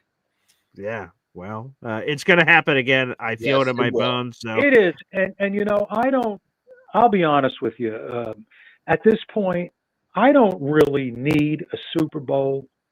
I just want to be able to say, "Hey, look, man, I'm a Jet fan. That's a tough team. That's a team that people don't want to play." And I think they did that, in the Rex years. And sure. Yeah. I just think that people were talking about the Jets like, hey, that's a team you don't want to play. Yeah. So that's all I ask for. I know it's the odds of making the Super Bowl are real long. Too many things could happen, injuries and ball bouncing this way or that way, but just give me, a team I can be proud to wear their gear, And that's what's going to happen. It's too bad because the '83 team, that got really the Mud Bowl. They got screwed. They got screwed by the Dolphins and the NFL not taking control of the field. I think they would have beaten the Redskins. Hey, well, there's been a few years, right? You think about that shitty Falcons team in the Elway '90s. They definitely would have smacked that team around. So again, they had these moments in time where if they would have gotten to the game. And Rex's defense, in his prime, they were a tough cookie to beat. Yeah, they were as tough as beating a Belichick defense. Well, I want to say to Carl, thank you for that story. As Ted says, it's not quite the puppy party story we heard semi-recently, so that was slightly different, but nonetheless, okay. Story time with Carl. I'm looking forward to that weekly bit returning. That'll be a lot of fun. All right, let's go back to the phone lines. A lot of people want to get involved. We go up next to Kyle Clifton. Oh, wow. Kyle, nice digs. Whoa, Zooey Mama. Good morning, Carl. So, Kyle. Yeah, call to Kyle, right? Sorry about that. No problem. It's not my real name anyway. I feel Carl's pain because I'm in my 50s and I kind of feel the same way. He was a good linebacker too. He's a real good linebacker. No, yes, he was. But I was at that 2011 AFC Championship game in Pittsburgh. Oh my goodness! They put the temporary seating in for the Winter Classic, the bleacher seating in the one end zone. Yeah. And, what you say about Rex's defense is absolutely true. They ran out of time because their run defense didn't show up, didn't travel in the first half. Yeah. But I mean, if you tag on 5 or 6 more minutes to that game, I no doubt that they went. Like the fans in our section were freaking out because of the comeback. Yeah. And the clock just ran out on that. Like it was so cold there too. You would go to get a beer at the concession. By the time you came back, it would freeze over at the top of it. So we've been talking in the chat a little bit about Mangold and his Hall of Fame prospects. Yeah, that's tough. Centers are just, if you look at the Hall of Fame and centers, there's just a weird mixed variety bag in Canton. So it's, because like Mawai was obvious. Okay, Mawai gets in. I found it fascinating to hear Gary talk about how they're trying to make it more difficult. The NFL for the seniors, the Pro Football Hall of Fame got such a late start compared to baseball in 1936, and they've been inducting people, and so I think they started to put a limit on how many could be inducted. The NFL should not be putting a limit because there's so many players, particularly even from before the 60s, that were terrific players that we've heard about, and really, other than some black and white film, could never have seen play. In fact, one of the questions I wanted to ask Gary was, well, why don't you induct like 2 guys from the 60s and 2 guys from the 70s and 2 guys from the 80s and 90s and 2000s every year and catch up? There's less than 400 inductees into the Hall of Fame. For those who don't know, it's in the 380s. I'll have to see the latest for the August class, obviously, for next year that will be revealed for Super Bowl time. But so what were you guys talking about with Mangold? I'm curious your guys' conversation. So you kind of teed it up pretty nicely there, Boy Green, is that center, that position group is very hard to gauge. Mm-hmm. And, I looked at some of his peers and, as far as the Pro Bowl appearances, which are not as important, but can't be discarded either. No. Some of his peers had at least as many or more Pro Bowls, like DeMonte Dawson, Jim Langer, McTicklehoff, Dwight Stevenson was another. Mm-hmm. So, I think that he's got a shot, especially when it gets to the veteran committee, because that's when the more subjective stuff comes in. Yeah, and we're just gonna have to be patient a little bit. The other differentiator, when you talk about a guy like Gastineau, Yeah. Gastineau, let's be frank, he was kind of a tool. Yeah, right? That's very much so. He yeah. had his moments with the fans, with the press. Gary said that ESPN special that did not do him any help at all.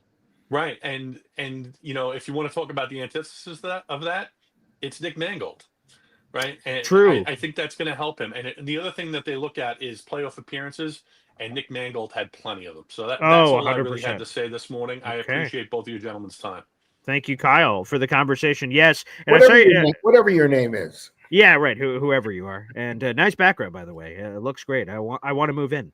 But on Mangold, he will be a fascinating case. But I do agree that helped him. He's the gentleman man of the year. He's a family man, a father. His perception is very good around the league as well.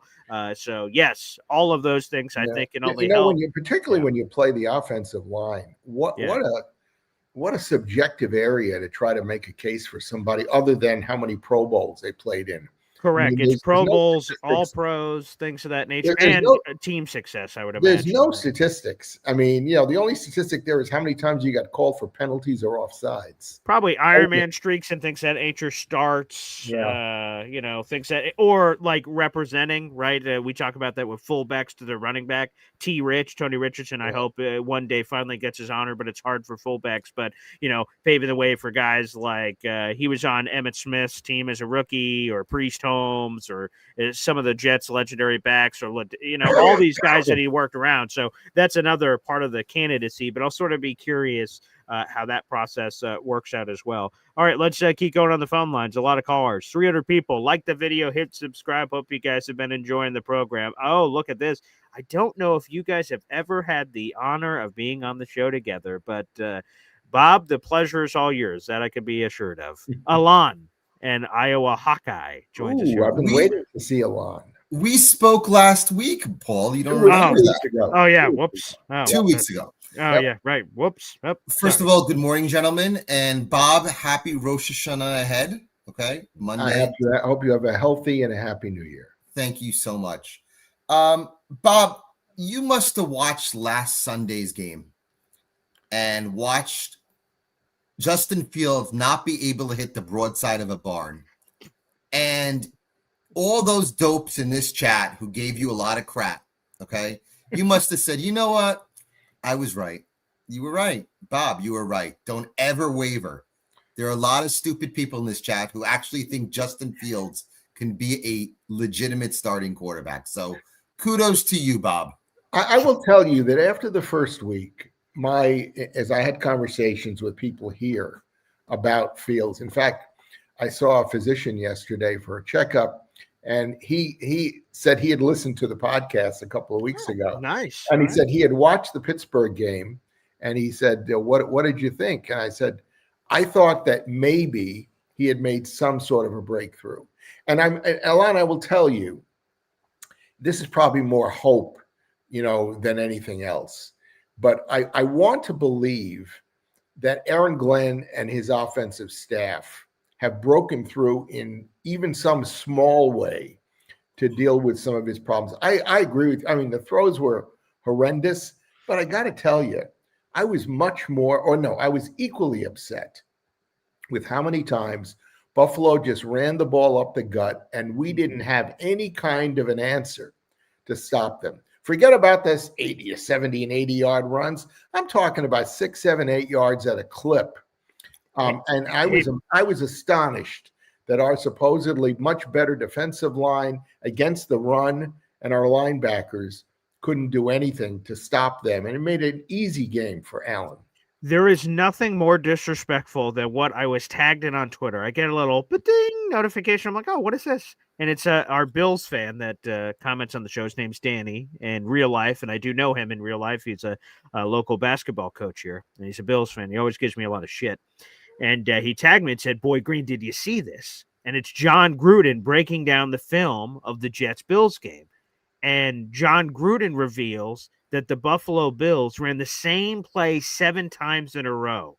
And he went, look at this run with James Cook. Combination block, seal off, combination block. And you want to know what they ran on the next time? And he goes through the tape again. And it was just more. Who were they running against, Paul? It was mostly to the left side, but there were some halfback counters that jumped back to the right. But he was just showing how they were just tenderizing the meat of the Jets defense over and over again. And to your point, Bob, these weren't the ones that was 44 yards to the house, but it was just 7, 8, 9, 10. 7, 8, 9, 10. And it was just over and over again. So anywho, long story short, there's nothing more demoralizing than getting punched in the face, embarrassing, where basically Josh Allen's like, yeah, run it back again, the same thing. And they just kept doing it over and over. Until they show you they can stop it. Which they didn't. Spoiler alert. So right. Yeah, that was tough. Right.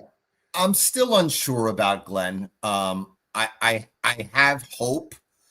My advice to him is stop with the bull crap in the post-game press conferences. I don't want to hear cliches.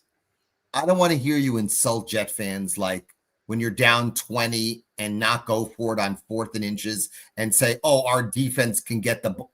Yeah, please stop with that crap, okay? They had no chance of coming back. Just be aggressive when you're down 20. Do not insult Jet fans. And another thing about him, as I said a couple of weeks ago, he's been ornery to the press. Yes. You could be ornery when you win. Do not be ornery. I disagree with you. First of all, I think he's addressing what his team needs, not what we want to hear. I don't really care. This early on, it's 2 games. If he's using cliches or this or that or the other thing, it's obviously a tough spot, for him, a tough spot for to us listen, to cliches and that sort of stuff. I think he's trying to hold his team together, which is the paramount thing that he has to do. So Bob, I don't really care. I don't care how he deals with the press. Bob, when you insult your fans down 23-3, not going forward, that comment after Monday's press conference was so insulting to every Jet fan. Just be real. You knew your team was not going to move anywhere. Just be aggressive offensively, okay? No one wants. And if he had gone for it on 4th and inches, and they had tackled our running back or their quarterback, I would have no problem. The game was over. In the backfield for a 3-yard game was over, Bob. Bob, the game was over. I don't want to see a punt down 20 in the 3rd quarter when your team is not moving anywhere, okay? I want to see a little bit of aggressiveness. He quit on his team when he didn't go for it the other day. Which I think is basically what Alon is advocating for is, okay, what are you going to lose, 30-10 or 37-10? Like, just try to make your difference, which I think makes sense. Again, I hate to bring it up again, but I'm in Chicago, and did you see the Bears score the other day? Oh, they got destroyed. I get it. Yeah. I understand there's issues right now with Ben. And Alon, my one pushback would be on this Aaron Glenn ornery thing, and I know a lot of people have been talking about it. It's been a very hot and heavy topic. We even talked about it during the offseason, like, hey, man, what happens when this happens and this happens? But don't we all want Aaron Glenn? You said, like, come on, man, be real. If Aaron Glenn is this ornery guy by nature, I don't know, I haven't hung out with Aaron Glenn at a bar, but if this is how he is, then I want him to be the same through wins or losses. I don't want all of a sudden he starts flipping the script because we got blown out and he talks differently or does something differently. I want AG, whoever he is, positive, negative, neutral, whatever he is, I want him the same all the time. And hopefully when other things happen, good or bad throughout a season, that he's just the even keel guy. High waters, low waters, high waters, low waters. He just continues to remain the constant. And now it's annoying to your point on a certain couple of these comments. We're like, oh my God, AG. But if that's who he is, don't we want him to be who he is all the time? I want him to be real. I get that point. But even in the preseason, he was that way. Sure. Sometimes you got to change it a little bit. I don't mean I don't need him to be smiling at anybody. I don't really give a damn about that. My biggest issue with Glenn was after halftime, their adjustments, whatever they were, there was none. They didn't make any difference at all. No. And I honestly don't think that Buffalo is a 4 touchdown better team than we are. Which, by the way, speaking of Buffalo real quick, so last night, right, Miami gets off the bleeping deck, and we have a little bit of a back and forth, and that should be important to Jets fans for the AFC East normal stuff, but also because that's who the Jets are playing. 0-3 Dolphins are waiting in Miami for the Jets after they complete their contest in a different part of Florida, and then Buffalo ends up pulling it out at the end after a stupid 2 interception, but, interesting. And finally, go ahead. Finally, Paul, did you make a prediction for this Sunday? Not yet. We'll be doing that on game day. Where are you leaning, Paul? That's a great question, Alon, and I appreciate you for asking. Where are you leaning, Paul? I might not be around Sunday. I might be dead by Sunday. Where are you leaning, Paul? The Jets are winning this game, Alon. Okay, they're going on the road. The Buccaneers are down 3 starting offensive linemen. We've got Tyrod, not Tyrod. We got Tyrod Taylor, who is the best backup quarterback in football. He's going to take deep shots down the field. We're going to get Breece Hall involved. There's some weaknesses in the flat part of the Buccaneers defense in some of those yak opportunities there with Breece, and then you got the defense. Paul, first win of the season. Yeah, Paul, you know my bet with Indy about the under 3.5 with the wins that he has before the bye week, right? Well, we got to do the same thing with you, Paul, because some of these predictions. If the Jets lose on Sunday, we need to humiliate you a little bit. Okay, humiliate me? Yes, we don't need 3 straight wins when you know they're going to lose 3 straight. We know. They're going to win. They're going to win. Well, they're not winning. Well, Paul is not going to budge on his 12-win prediction. Hey, by the way, speaking of 12-win predictions, let's get a DIY for life. Devin, my boy, 12 wins, baby. Yeah. Dope 1 and dope 2.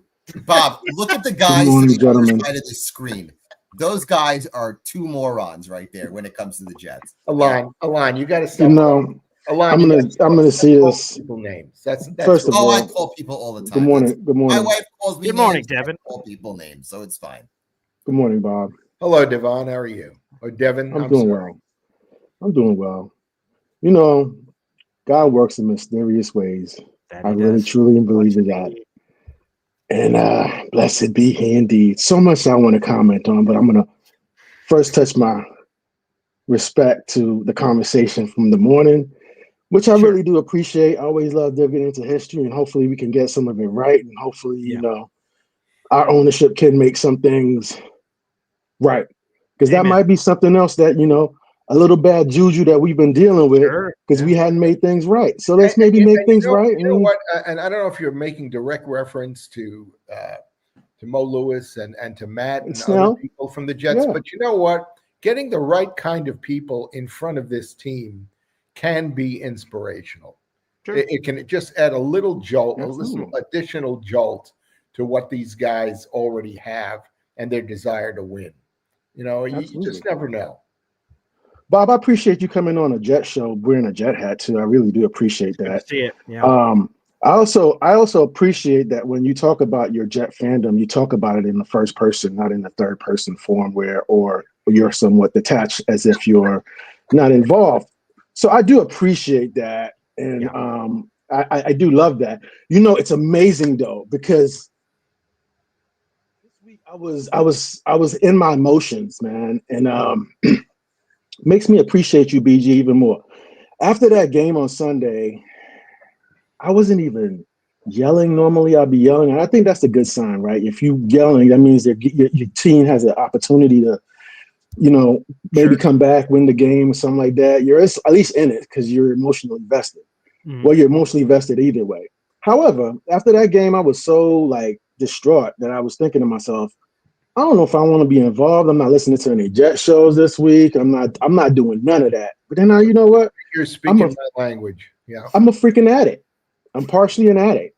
Yeah. And so I was like, but I'm grieving, and let me know, first thing is let me hear what my boy had to say, BG. So I listened to the post game, and I wanted to call, and I was like, no, I can't call. I'm not in a place where I can call right now. But previously, the week prior, I was such in a great place, even though we had lost. So again, 2 loss. I'm like, man, I feel like an ass for feeling like 12-5 floor. Yeah. But then I was like, you know what? There's something that happened. Something came for me this week. And I just want to I hadn't opened it. You're gonna put a box. Oh, You're gonna okay. put a box over Oh. your head or a bag over your head. Okay. It's not open, so I'm gonna open this. Oh, live on I'm the gonna show. open Okay, this. great. Here we go. Right. I know it's in there, right? But I But just we wanted don't. to let you know. Oh, great. You guys didn't know what was in there, so Inquiring minds want to know. absolutely, and I want to share because I was so distraught and I was so broken. Yeah. And I remember how I was feeling the previous week. So here we go. Woo.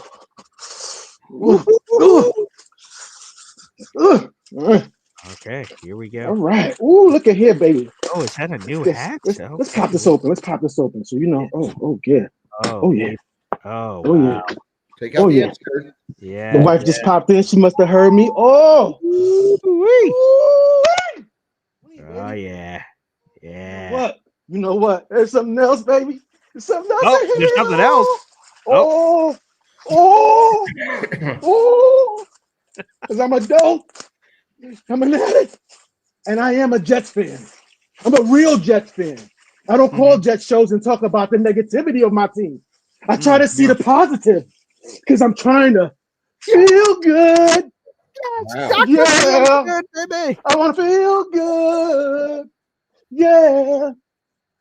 And if it really feels good, baby, tell them how you feel. Yeah. So that's what I'm talking about right there. Devin, that jersey will be at Dollar Tree next year. Don't worry. QB1, franchise quarterback.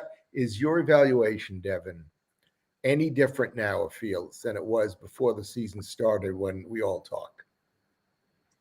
It is not. I will absolutely say 100%.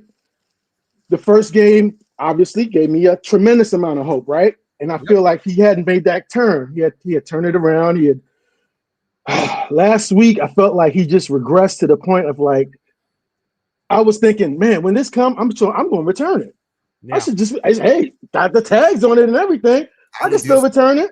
I got a return label. I can return it. But then, as the week progressed and I processed and I thought about this, I was like, you know what? I might be wrong. We may not win 12 games, but we might win 10. So, you know what? I'm not, Bob, I am not budging. I want to see positive, and I'm going to inject my positive energy because I'd rather not be negative now in September, and then I have to go all the way through to February. Somebody wins the damn Super Bowl for me to start thinking about what in the world next year is going to be. So you know what? Even if my team loses, I'm going to try to find a positive within the loss. So I'm going to look for that. This week, I'm going to give it to, my boy 56. He was out there doing his thing. He could have done a little bit better, but you know what? I'm not going to just completely have my Jets glasses on because I do have those too. I could bring those for you too, boy. They beautiful. Because I am a Jets fan and I wear Jets stuff. I am the Jets guy. You know what the best thing about the monologue that you just delivered? What's that? You made Alon be quiet. There we go.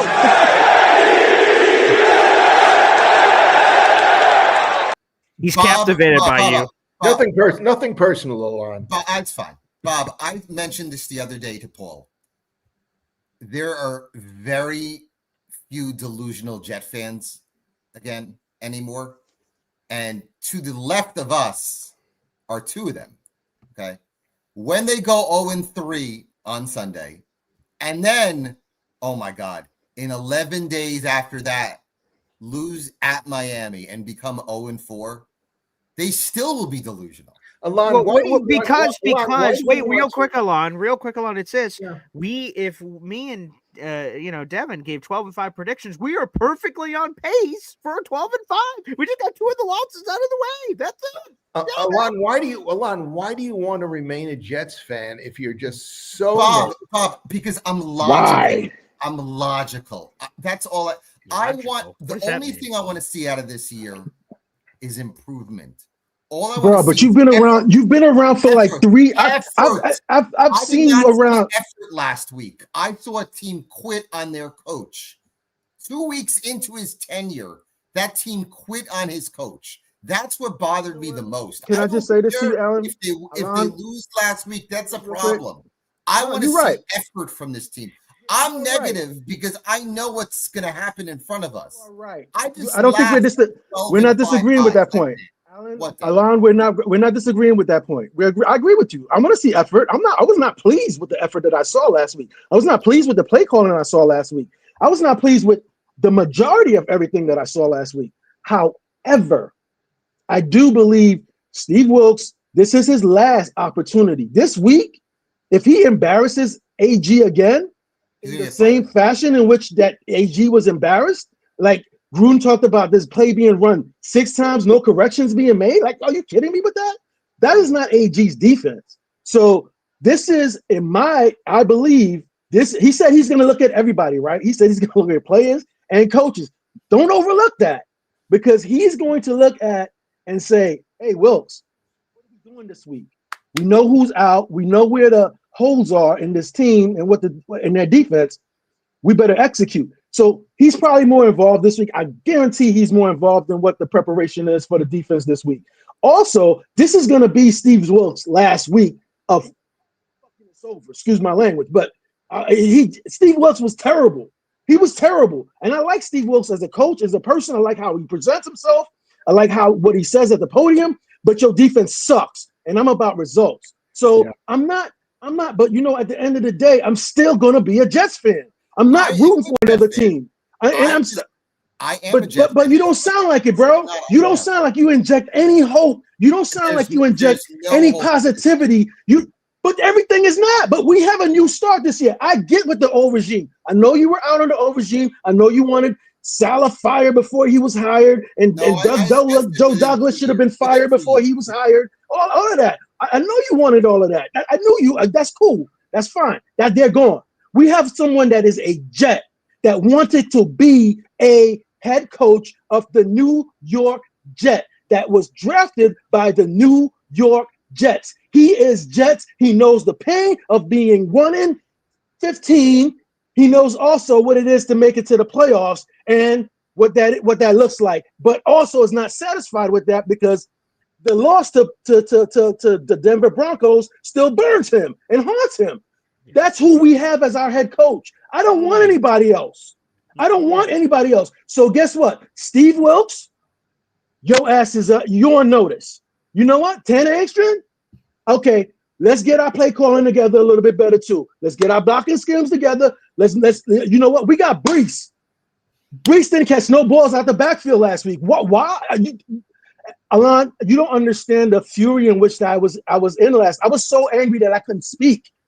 Yeah, that is a bad place for me to be, bro. You want me to talk because when I don't talk and I'm angry, it's not a good thing. That's me. Oh my. So anyhow, but I get your point, bro. We're not disagreeing with you. I want to see a better product on the field. I want to be able to. I'm the Jets guy, bro. I'm in Virginia. You know how many people wear Jets gear around in Virginia? Not a lot of people, bro. And I'm always wearing Jets gear. I'm dropping my daughter at school this morning. People are coming at me. Oh, you shouldn't be wearing that. You shouldn't be. Are you sure you want to wear that? I just want to. Yes, I do. Yes, I do. I had concerns about Wilkes because I remember when San Francisco dismissed him the day after the Super Bowl, where they just felt their defense had not done the job they needed to do. But I'm going to give Wilkes time because, as Paul and I talked about before he started taking any of the calls today, there has to be some time to let these guys mesh with each other.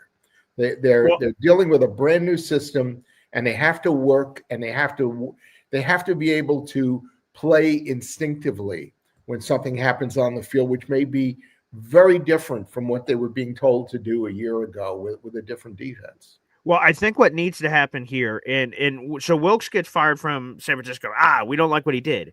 Wilkes likes to blitz all the time. The 49ers principles are not to blitz. It's to rush 4. So Wilkes had to bend the knee to what San Francisco wanted, and then he did what they wanted, and then all of a sudden he gets fired. He's like, what the hell? Now here, once again, we're getting another blend here.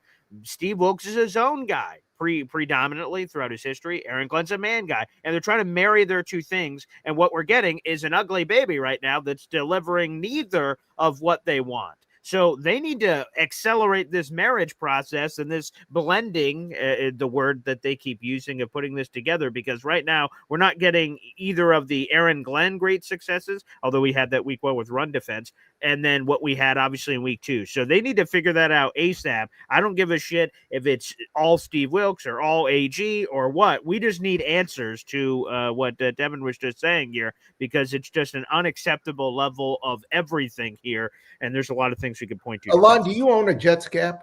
I do. It's downstairs. You want me to go get it? I will get it. I do. I actually own Jet jerseys too. Jet jerseys? I do. Well, who do you got? Yeah, please. Oh, wow. Okay, here we go. This is a momentous moment in the history of.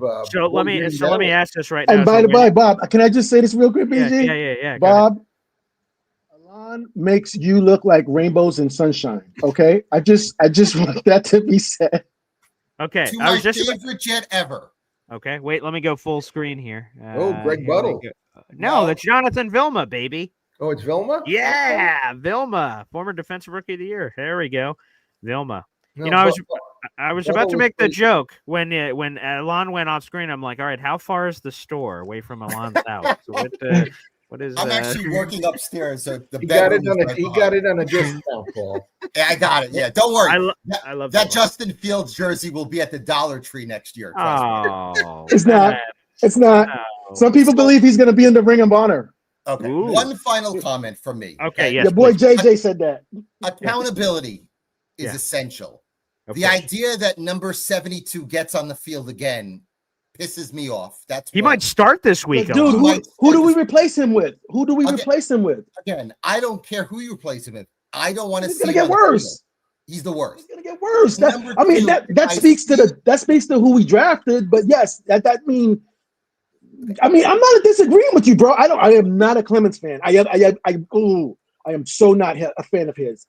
But what do? We have to, for a problem, we have to have a solution, right? And I don't know what the solution is for that. I think Alon is saying anybody. Anybody. I don't care anybody. Yeah. Okay. And Tyler Barron's not him. I would have cut him already. That's just me. Yeah, Brady McGregor's. And number 2, if I see the same bullshit, loggy-gagging effort by a Brandon Stevens like I saw last week. Yeah. And Aaron Glenn says, "Oh, we had great effort like he did last week." Which he did after the game. Which he did. Yeah. If I hear that one more time, I want the gentleman to the left of my screen to say, "You know what? Enough is enough." That's all I want. Again, I say 6 wins. All I want to see is effort and improvement. So here's the other side of that. I thought about it as well. Here's the other side of that. Should we go on this extended losing streak, right?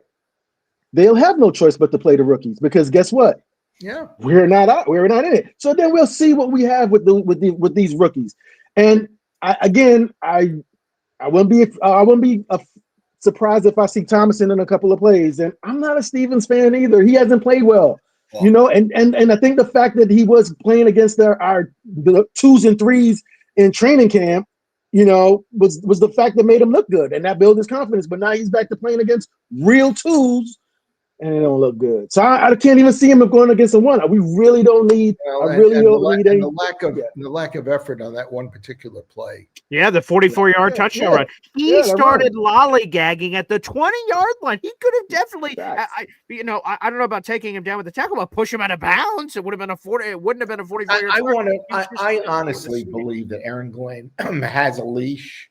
And with all the money they gave Stevens, I think the leash may be a little bit lengthier, for Stevens. But I don't think Aaron Glenn's going to go very much longer. Maybe a game or 2 before he's going to. We are going to test AG's words. AG said, "I don't, and I'm going to paraphrase here, but I don't give a shit where you came from. Undrafted free agent, first round pick, second round pick, big money free agent, small free agent. Once you're all here, everyone is the same. We're all swimming in the pool. And they've got a big challenge against the receiver, core that Tampa has. So. Sure. Although they could have some injury. Mike Evans is going to play no matter what, so I think Sauce is traveling. And Ekabuka hasn't practiced last 2 days of practice. We're live here in the morning, so we don't have the Friday injury report yet. So we'll see maybe on Emeka Egbuka, and Godwin's unlikely to play. But still, Mike Evans is really good, so they need to figure it out. But that's, I think, the thing we need to see is if AG is true about what he says, that he's not just going to keep playing Stevens. Well, we did pay him $36 million.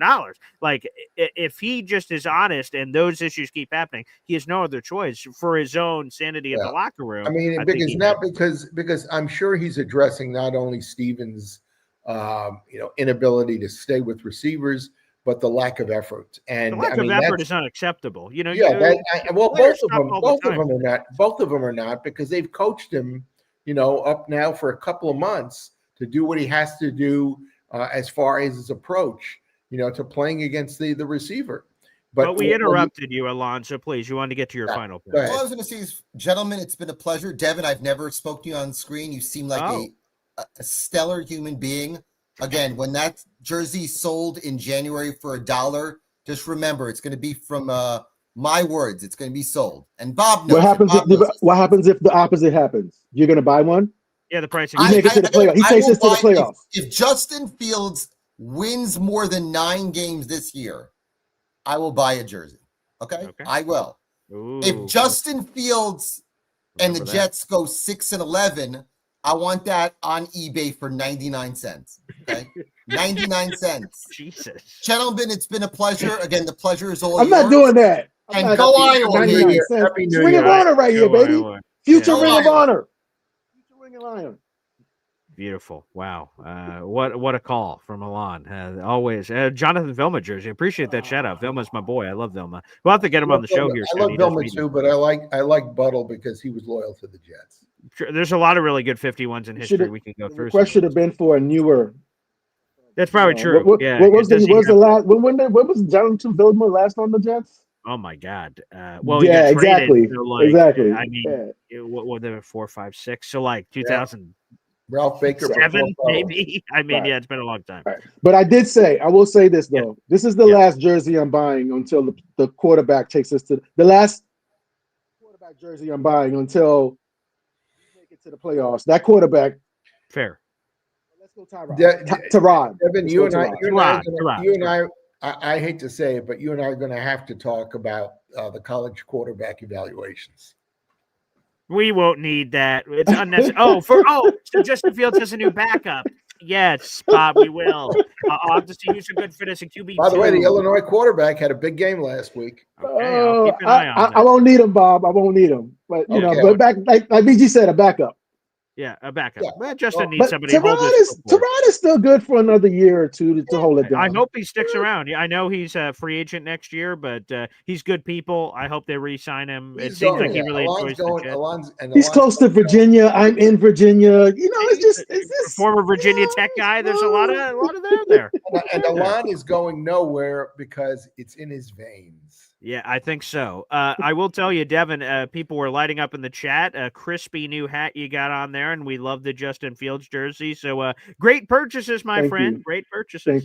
Thank you, Coffee Club. I appreciate y'all, man. Y'all getting me through. We get each other through. You know what I mean? This is what we need. Wins, losses, we need each other, and I really appreciate it because it's like the only community where you can go where people actually understand you and understand what it is for you to wear any Jet gear in public. You know what I mean? Especially when you're not in a place like you probably get away with it in New York City because there's enough people that you can, I'm lucky commiserate. In Chicago because I can just look at a Bear fan and say, "And what are you?" It could be worse.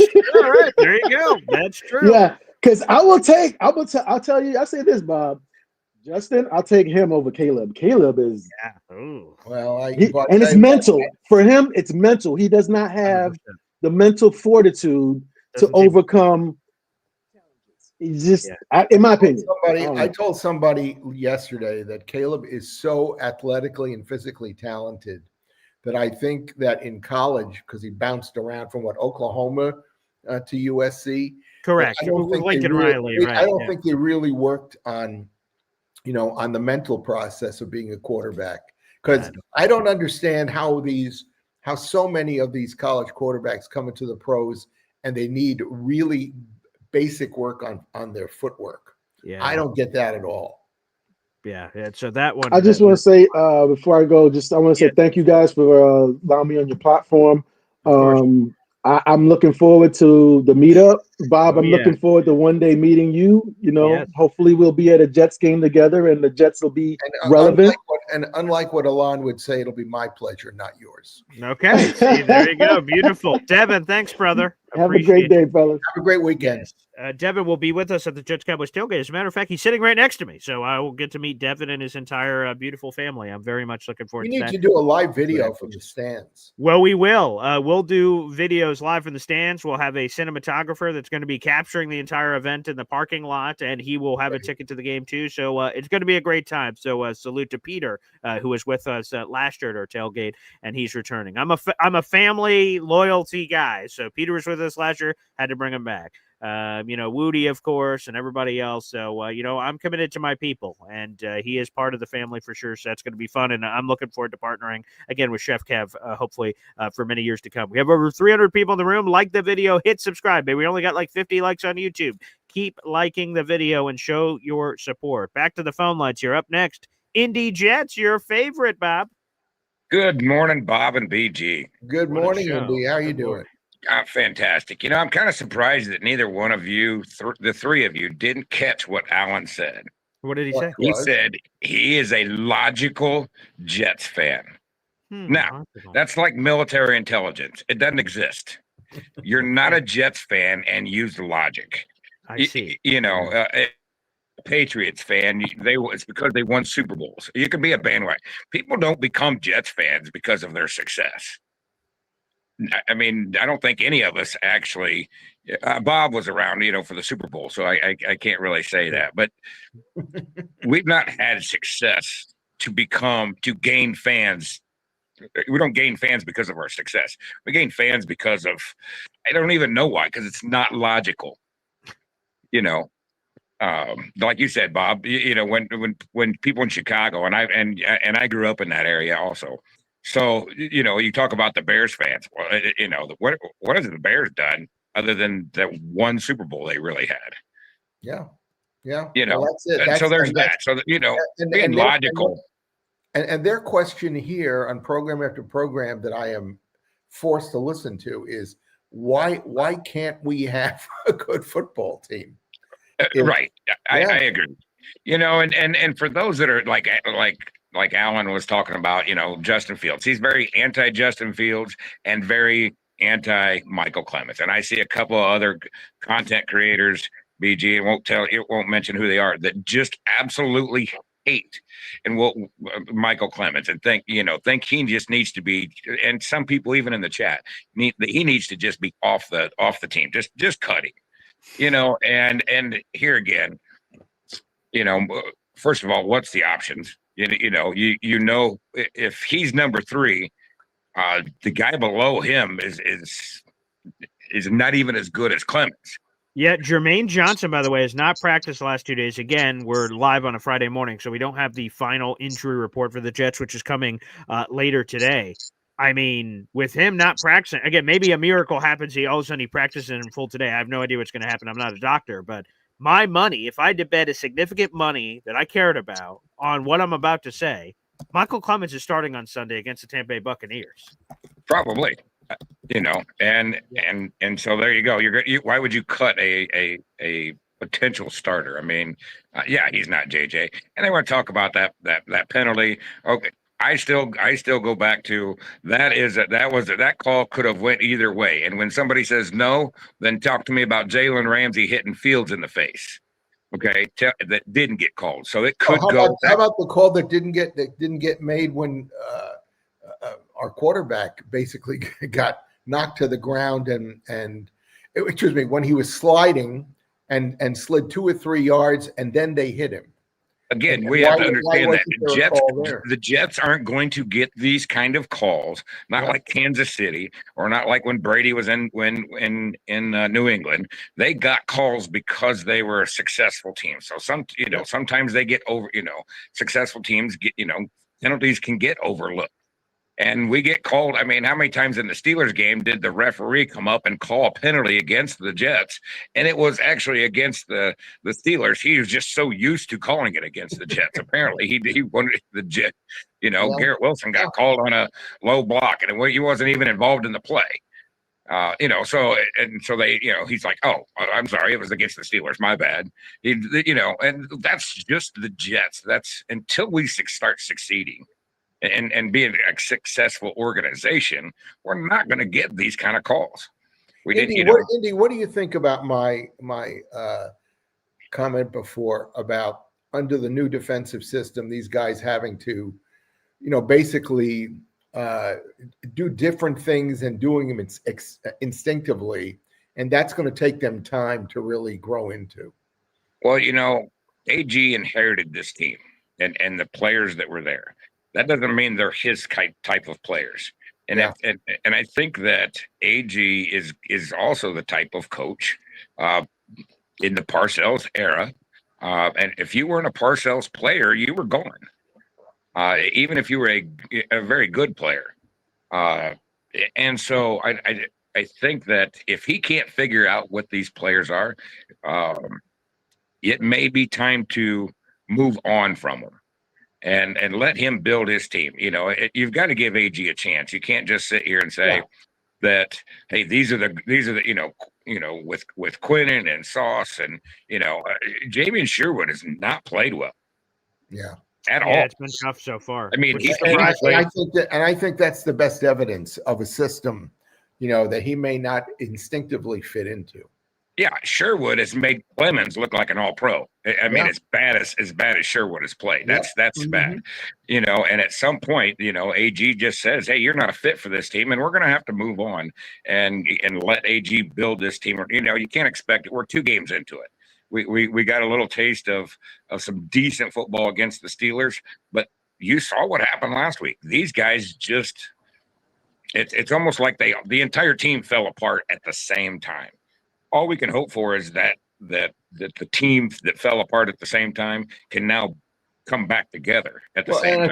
I think the other thing we can hope for is that Aaron and Wilkes, they make adjustments in the defensive scheme that may better fit some of these players who are not performing well, and they know why. They can see on the film and really diagnose what's not happening and find out why it's not happening. Yeah, Fields didn't play well last week. The offensive line didn't play well. Breece Hall didn't play well. I mean, I can't think of really a player that played really well, in that game at all. So it wasn't just a Fields thing. It was some of it fell on coaching. You can't, if the Buffalo Bills are going to run the same play back to back to back to back, is that on the players? Ultimately, yes, they're out on the field. But come on, we pay these coaches to recognize this stuff. And if these guys, if people like us can sit here and see it, why are these guys that are being paid millions to coach these guys? Why can't they? And I hope that Aaron Glenn is when he says, hey, we're going to get this fixed, and whether it means we fix the player or whether we replace the player. Either way, I don't care. Because I don't have a direct, we all have our favorite players. But of course. I don't really care if you put, if BG becomes our starting center and makes an all-pro, I don't care. I want the team to succeed. And so that's I guess that's the love that we have for the Jets. What's your feeling about Sunday? Well, I believe this team has a chance in all 17 games. I don't, whether we win or whether I think we have a good chance to win, but I don't know if the team comes out flat, if the team gives up again, if they get down on the, as soon as Josh Allen went down and scored that first touchdown, you could see a difference in that team. When we scored the first touchdown against Pittsburgh, the team stayed high. And when they let Josh Allen score that first touchdown, it's almost like they just kind of gave up. And I agree with Allen. If that continues, either you're going to have players that are going to be changing teams, or we're going to be getting new coaching. Yeah. Well, as Jake Asman pointed out the other day, the defense actually played pretty well on the first 2 series. If they could have gotten off the field, if Clemens hadn't, committed, the quarterback mistake, That would have been 3 points, and then he would have given up another 3 points, which they did. They 6-0 instead of what, and then it would have been 6. Yeah, you're right. Instead of 10, because 10 did sound like they better score a touchdown now, because if they don't, they're not getting back in this game. Which, by the way, let's put the Jets Bucks stuff aside. Let's get to the more important thing here. And Indy, what is this? Dr. Fields good, 138 points. Clemens Lemons 105. Wait, is this fantasy? Wait, is this our Boy Green Fantasy Football League where I beat you by 33 points? I'm undefeated. That's how brutal.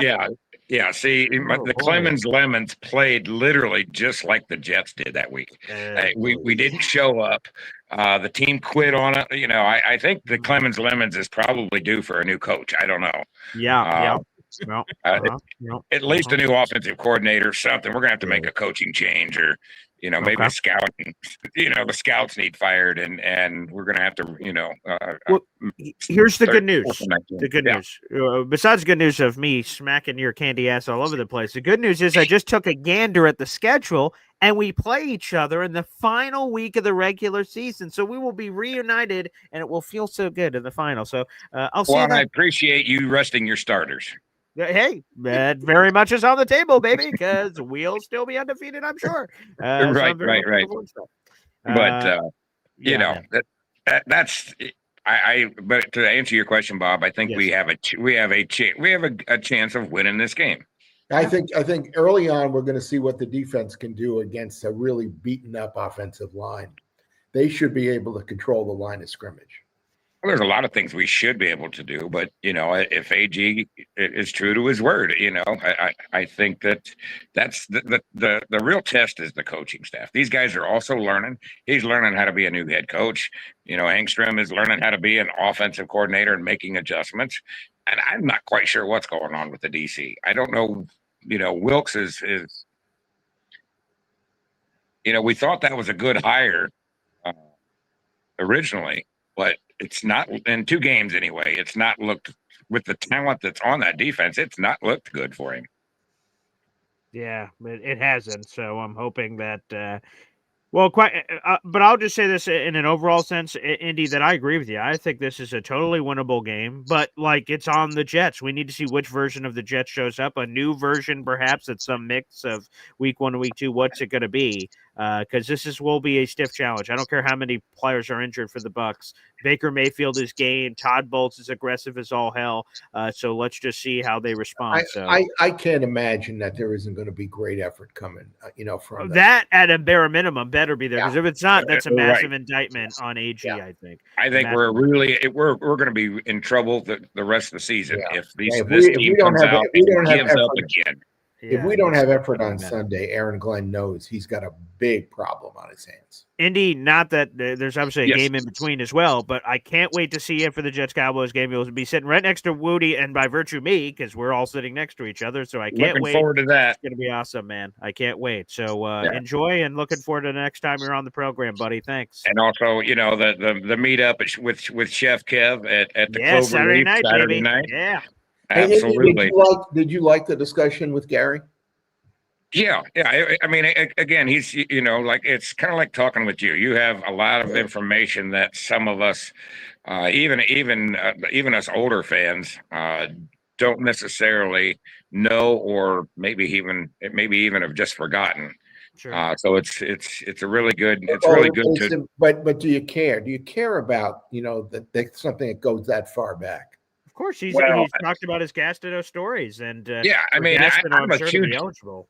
I'm a huge Gastineau fan. I think that and BG, we've talked about this. How I became a Jets fan was literally because of Mark Gastineau, and a lot of the stories that the negative stories about Mark Gastineau are stories that I've never experienced out of the gentleman. He's done so much. As far as even staying in communication clear back from 1984, and so what I see out of Mark, is a different character than what others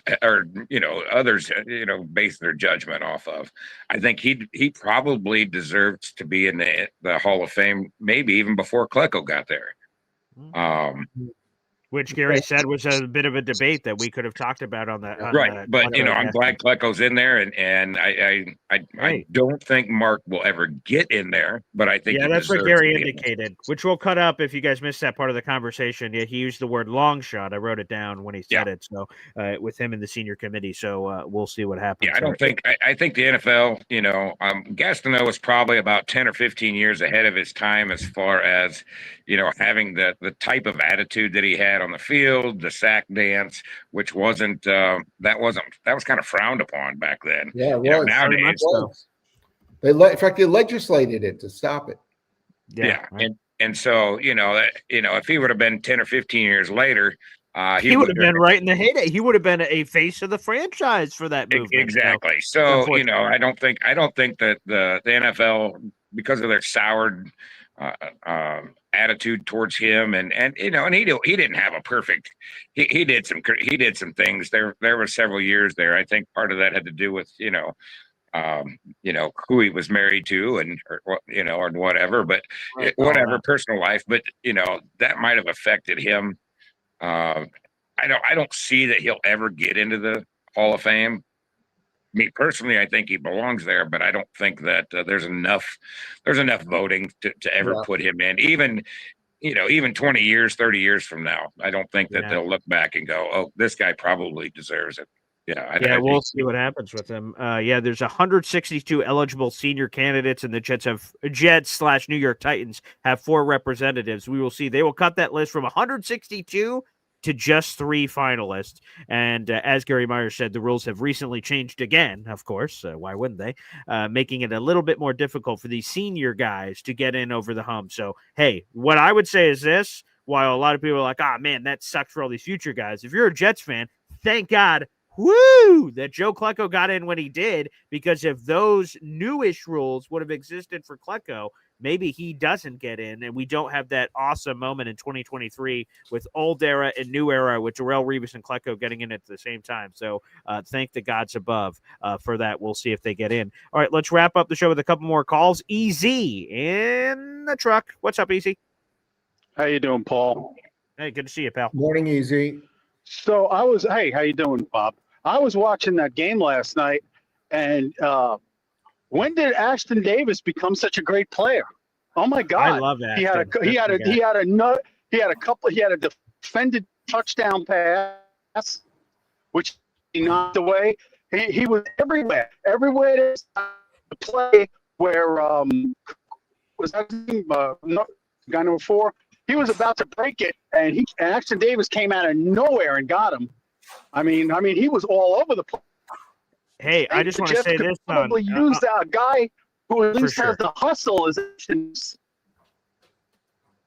For sure. I think we're losing you a little bit, Easy. So 1 second. We'll try to reset you here in a second. But no, I would say this on Ashton. I've always loved Ashton. He's always been a fan favorite of mine. He left the Jets this offseason, signed with the Dolphins, and he had a very serious injury, or what it appeared in camp, and the cart came out for him from that perspective. The cart came out for him. It didn't look good, so it's great to see that he's even playing there as well.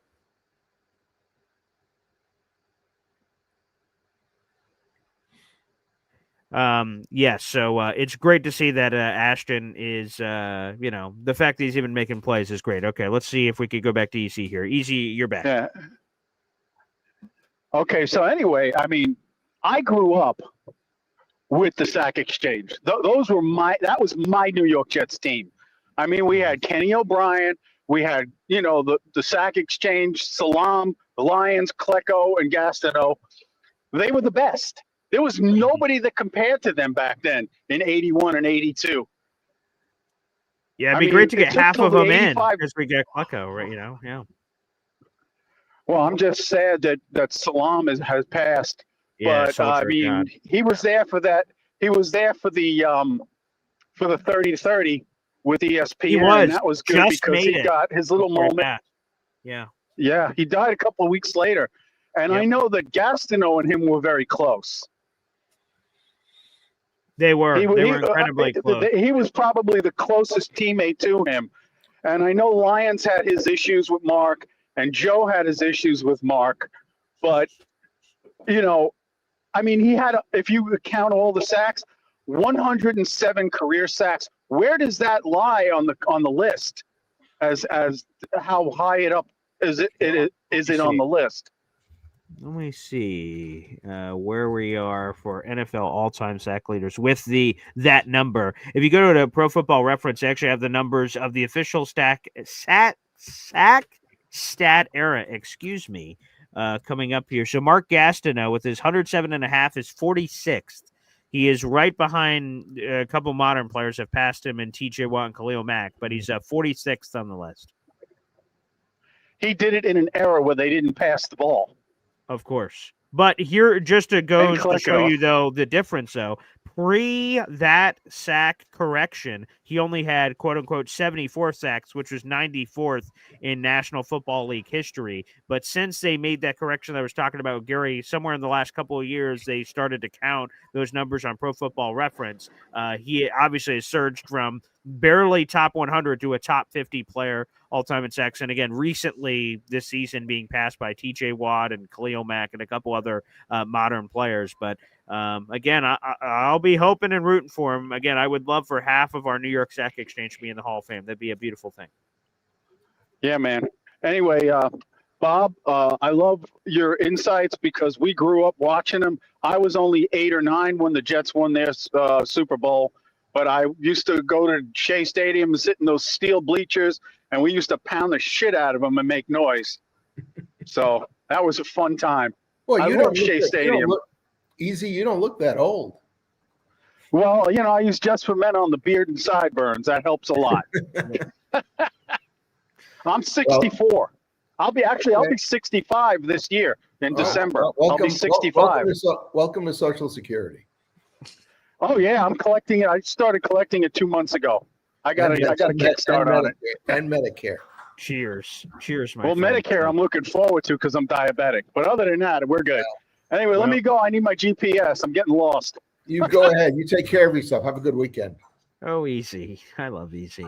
Yeah, wow, what that will be easy. We'll be at the Jets-Cowboys game. That will be a fascinating meet for the very first time. Looking forward to that with Edward Ziff, a.k.a. EZ, joining us here on the show. Let's get one last call on. That'll wrap up the show. Thank you guys so much for a historic show. A lot of fun. And shout out again to Gary Myers, who joined us for the first hour of this program.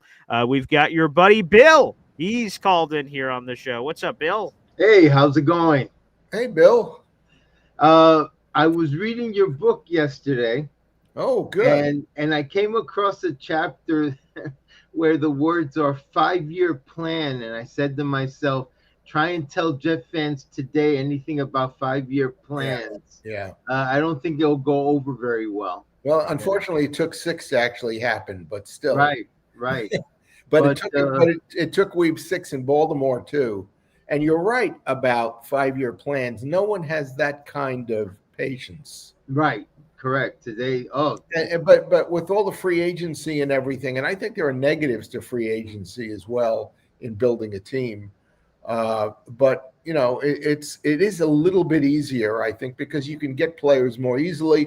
Although again, in those days they had 17 round drafts, and you could draft a kid who was a junior a year before he came out. So the rules were a lot different.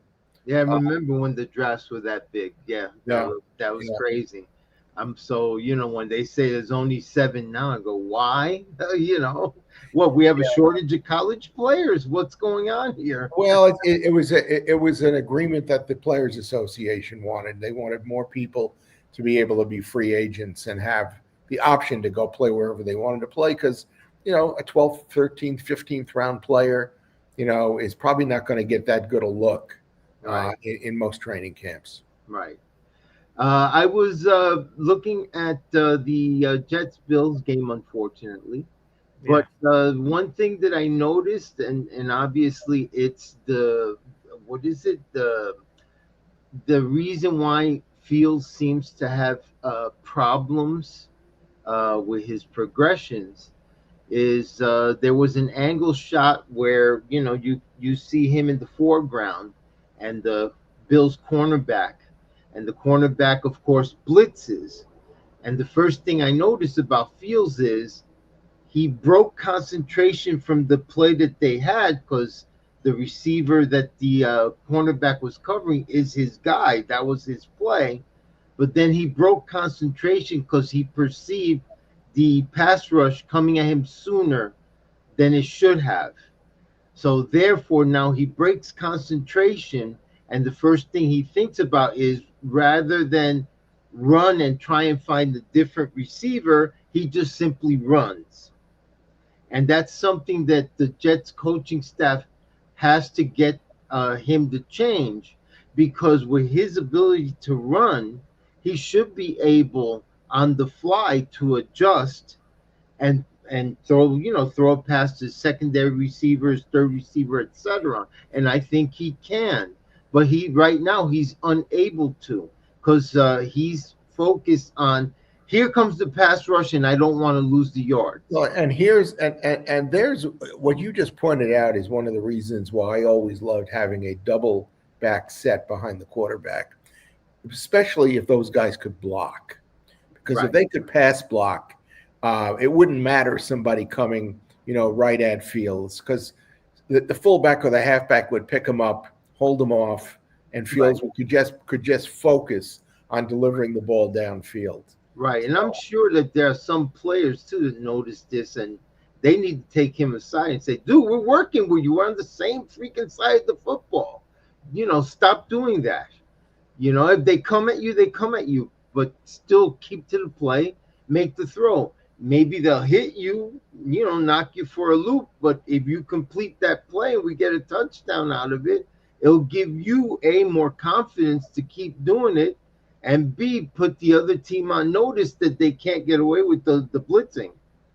Obviously I'm not, professionally trained, and I've never played organized football, but you point out something that might be a very, very important and interesting drill for him, even in the off season, is to have guys coming at him and being able to immediately and instinctively make the adjustment. That's called player development, and fewer teams are doing it. I see it in baseball. I'm seeing it in football. I don't know. I can't speak for hockey and basketball, because I feel our local teams, Rangers, Knicks, they're not bad. They get into the playoffs most times every year, but developing players seems to be a lost start with New York teams, at least. Yeah. Well, there's only so much coaching you can do, because they don't have pads on for the longest time in training camp, and they can't really do as much during the weeks between games as they once did. And even in the off season, the Jets coaches cannot work, with their players, so they have to do it on their own. And maybe there needs to be some unofficial organizational, operations, so that this kind of particular issue can be addressed by someone like a Justin Fields. Right. Then the last thing I have to say is, our scouting department, haven't a lot of our scouts been with the team decades? Yes, very long time. Now, a few of them have changed hands because Darren Mucci took over in January, February, and normally when you take over that late in the process, every scout that's there outside of like some very unique situation, there's a cancer or someone's like causing issues, the new person that gets hired sticks with that scouting staff through at least the draft because of all the work they had done well before Mucci was hired. But after the draft, he got rid of several scouts. So we will see. So he's kept some. He didn't get rid of everybody. So there is a bit of a marriage there. But to your point, I can't remember if that was on any show live here or someone was texting me off air about that. But they were telling me about the scout that's in the Southeast for the Jets. It's been there for 20 years. He's like, what is this guy doing? How has he had this job for the last 20 years because of all the inconsistencies? So there have been some changes. Yeah, because the biggest concern for the fan base, some have said it out loud, others have thought it, is that, well, we have a problem with some of our first round draft choices, but then our second to sixth round are also no guarantees either. So there's something wrong with our choices of players or how they're being scouted. Are we scouting them for our system at that time in particular? Or are we just simply looking for the best athlete and pray that this guy matches our system? Remember what Gary said today when I asked him, who are the teams or team that really seems to do the best scouting job, and he came up with one. So that goes to show you. But I think also another part of it, and this is key, Bill, and we won't know the answer to this for a while, but the coaching staff and the scouting department getting on the same page. Coaches, what are you looking for? Specs, height, weight, speed, character this, what's most important? The scouts hear them and they're like, oh, so that's what you're looking for. That's the cookie cutter printout. Okay, perfect. Now they scour the college football landscape for those pieces. I don't think it's always been the scouts and the coaches on the same page. So the scouts are like, hey, here's some players. The coaches are like, well, those aren't what we're looking for, but sure. And then that's where we're getting all these inconsistencies from a scouting perspective in my mind. I think that's a big piece of the puzzle. Those two entities that are all part of the football operation being on the same page so we could get to a common goal. Yeah. Then, Alan, I don't agree with all your takes, but definitely this type of Jets fan is needed. We need some people to look at it from the opposite view. Of course. Pessimists as well as optimists. Yes. What we all need someday is some fan who has enough pull to actually put management's feet to the fire to get this goddamn thing straightened out for all of us. I don't know if there's any regulations on how many scouts you can have, but I've always said that if I ever had an opportunity to own a team, specifically, I guess, baseball or football, I would hire so many scouts, it would be overwhelming. Yeah, I would assume not. Why would there be any restrictions? I guess it's just on your own cap and finances of. Well, yeah, exactly. But I mean, a $50,000 scout out there, if you have 3 or 4 of them in the Southeast instead of one guy they probably do. It's probably not just one guy. Yeah, right.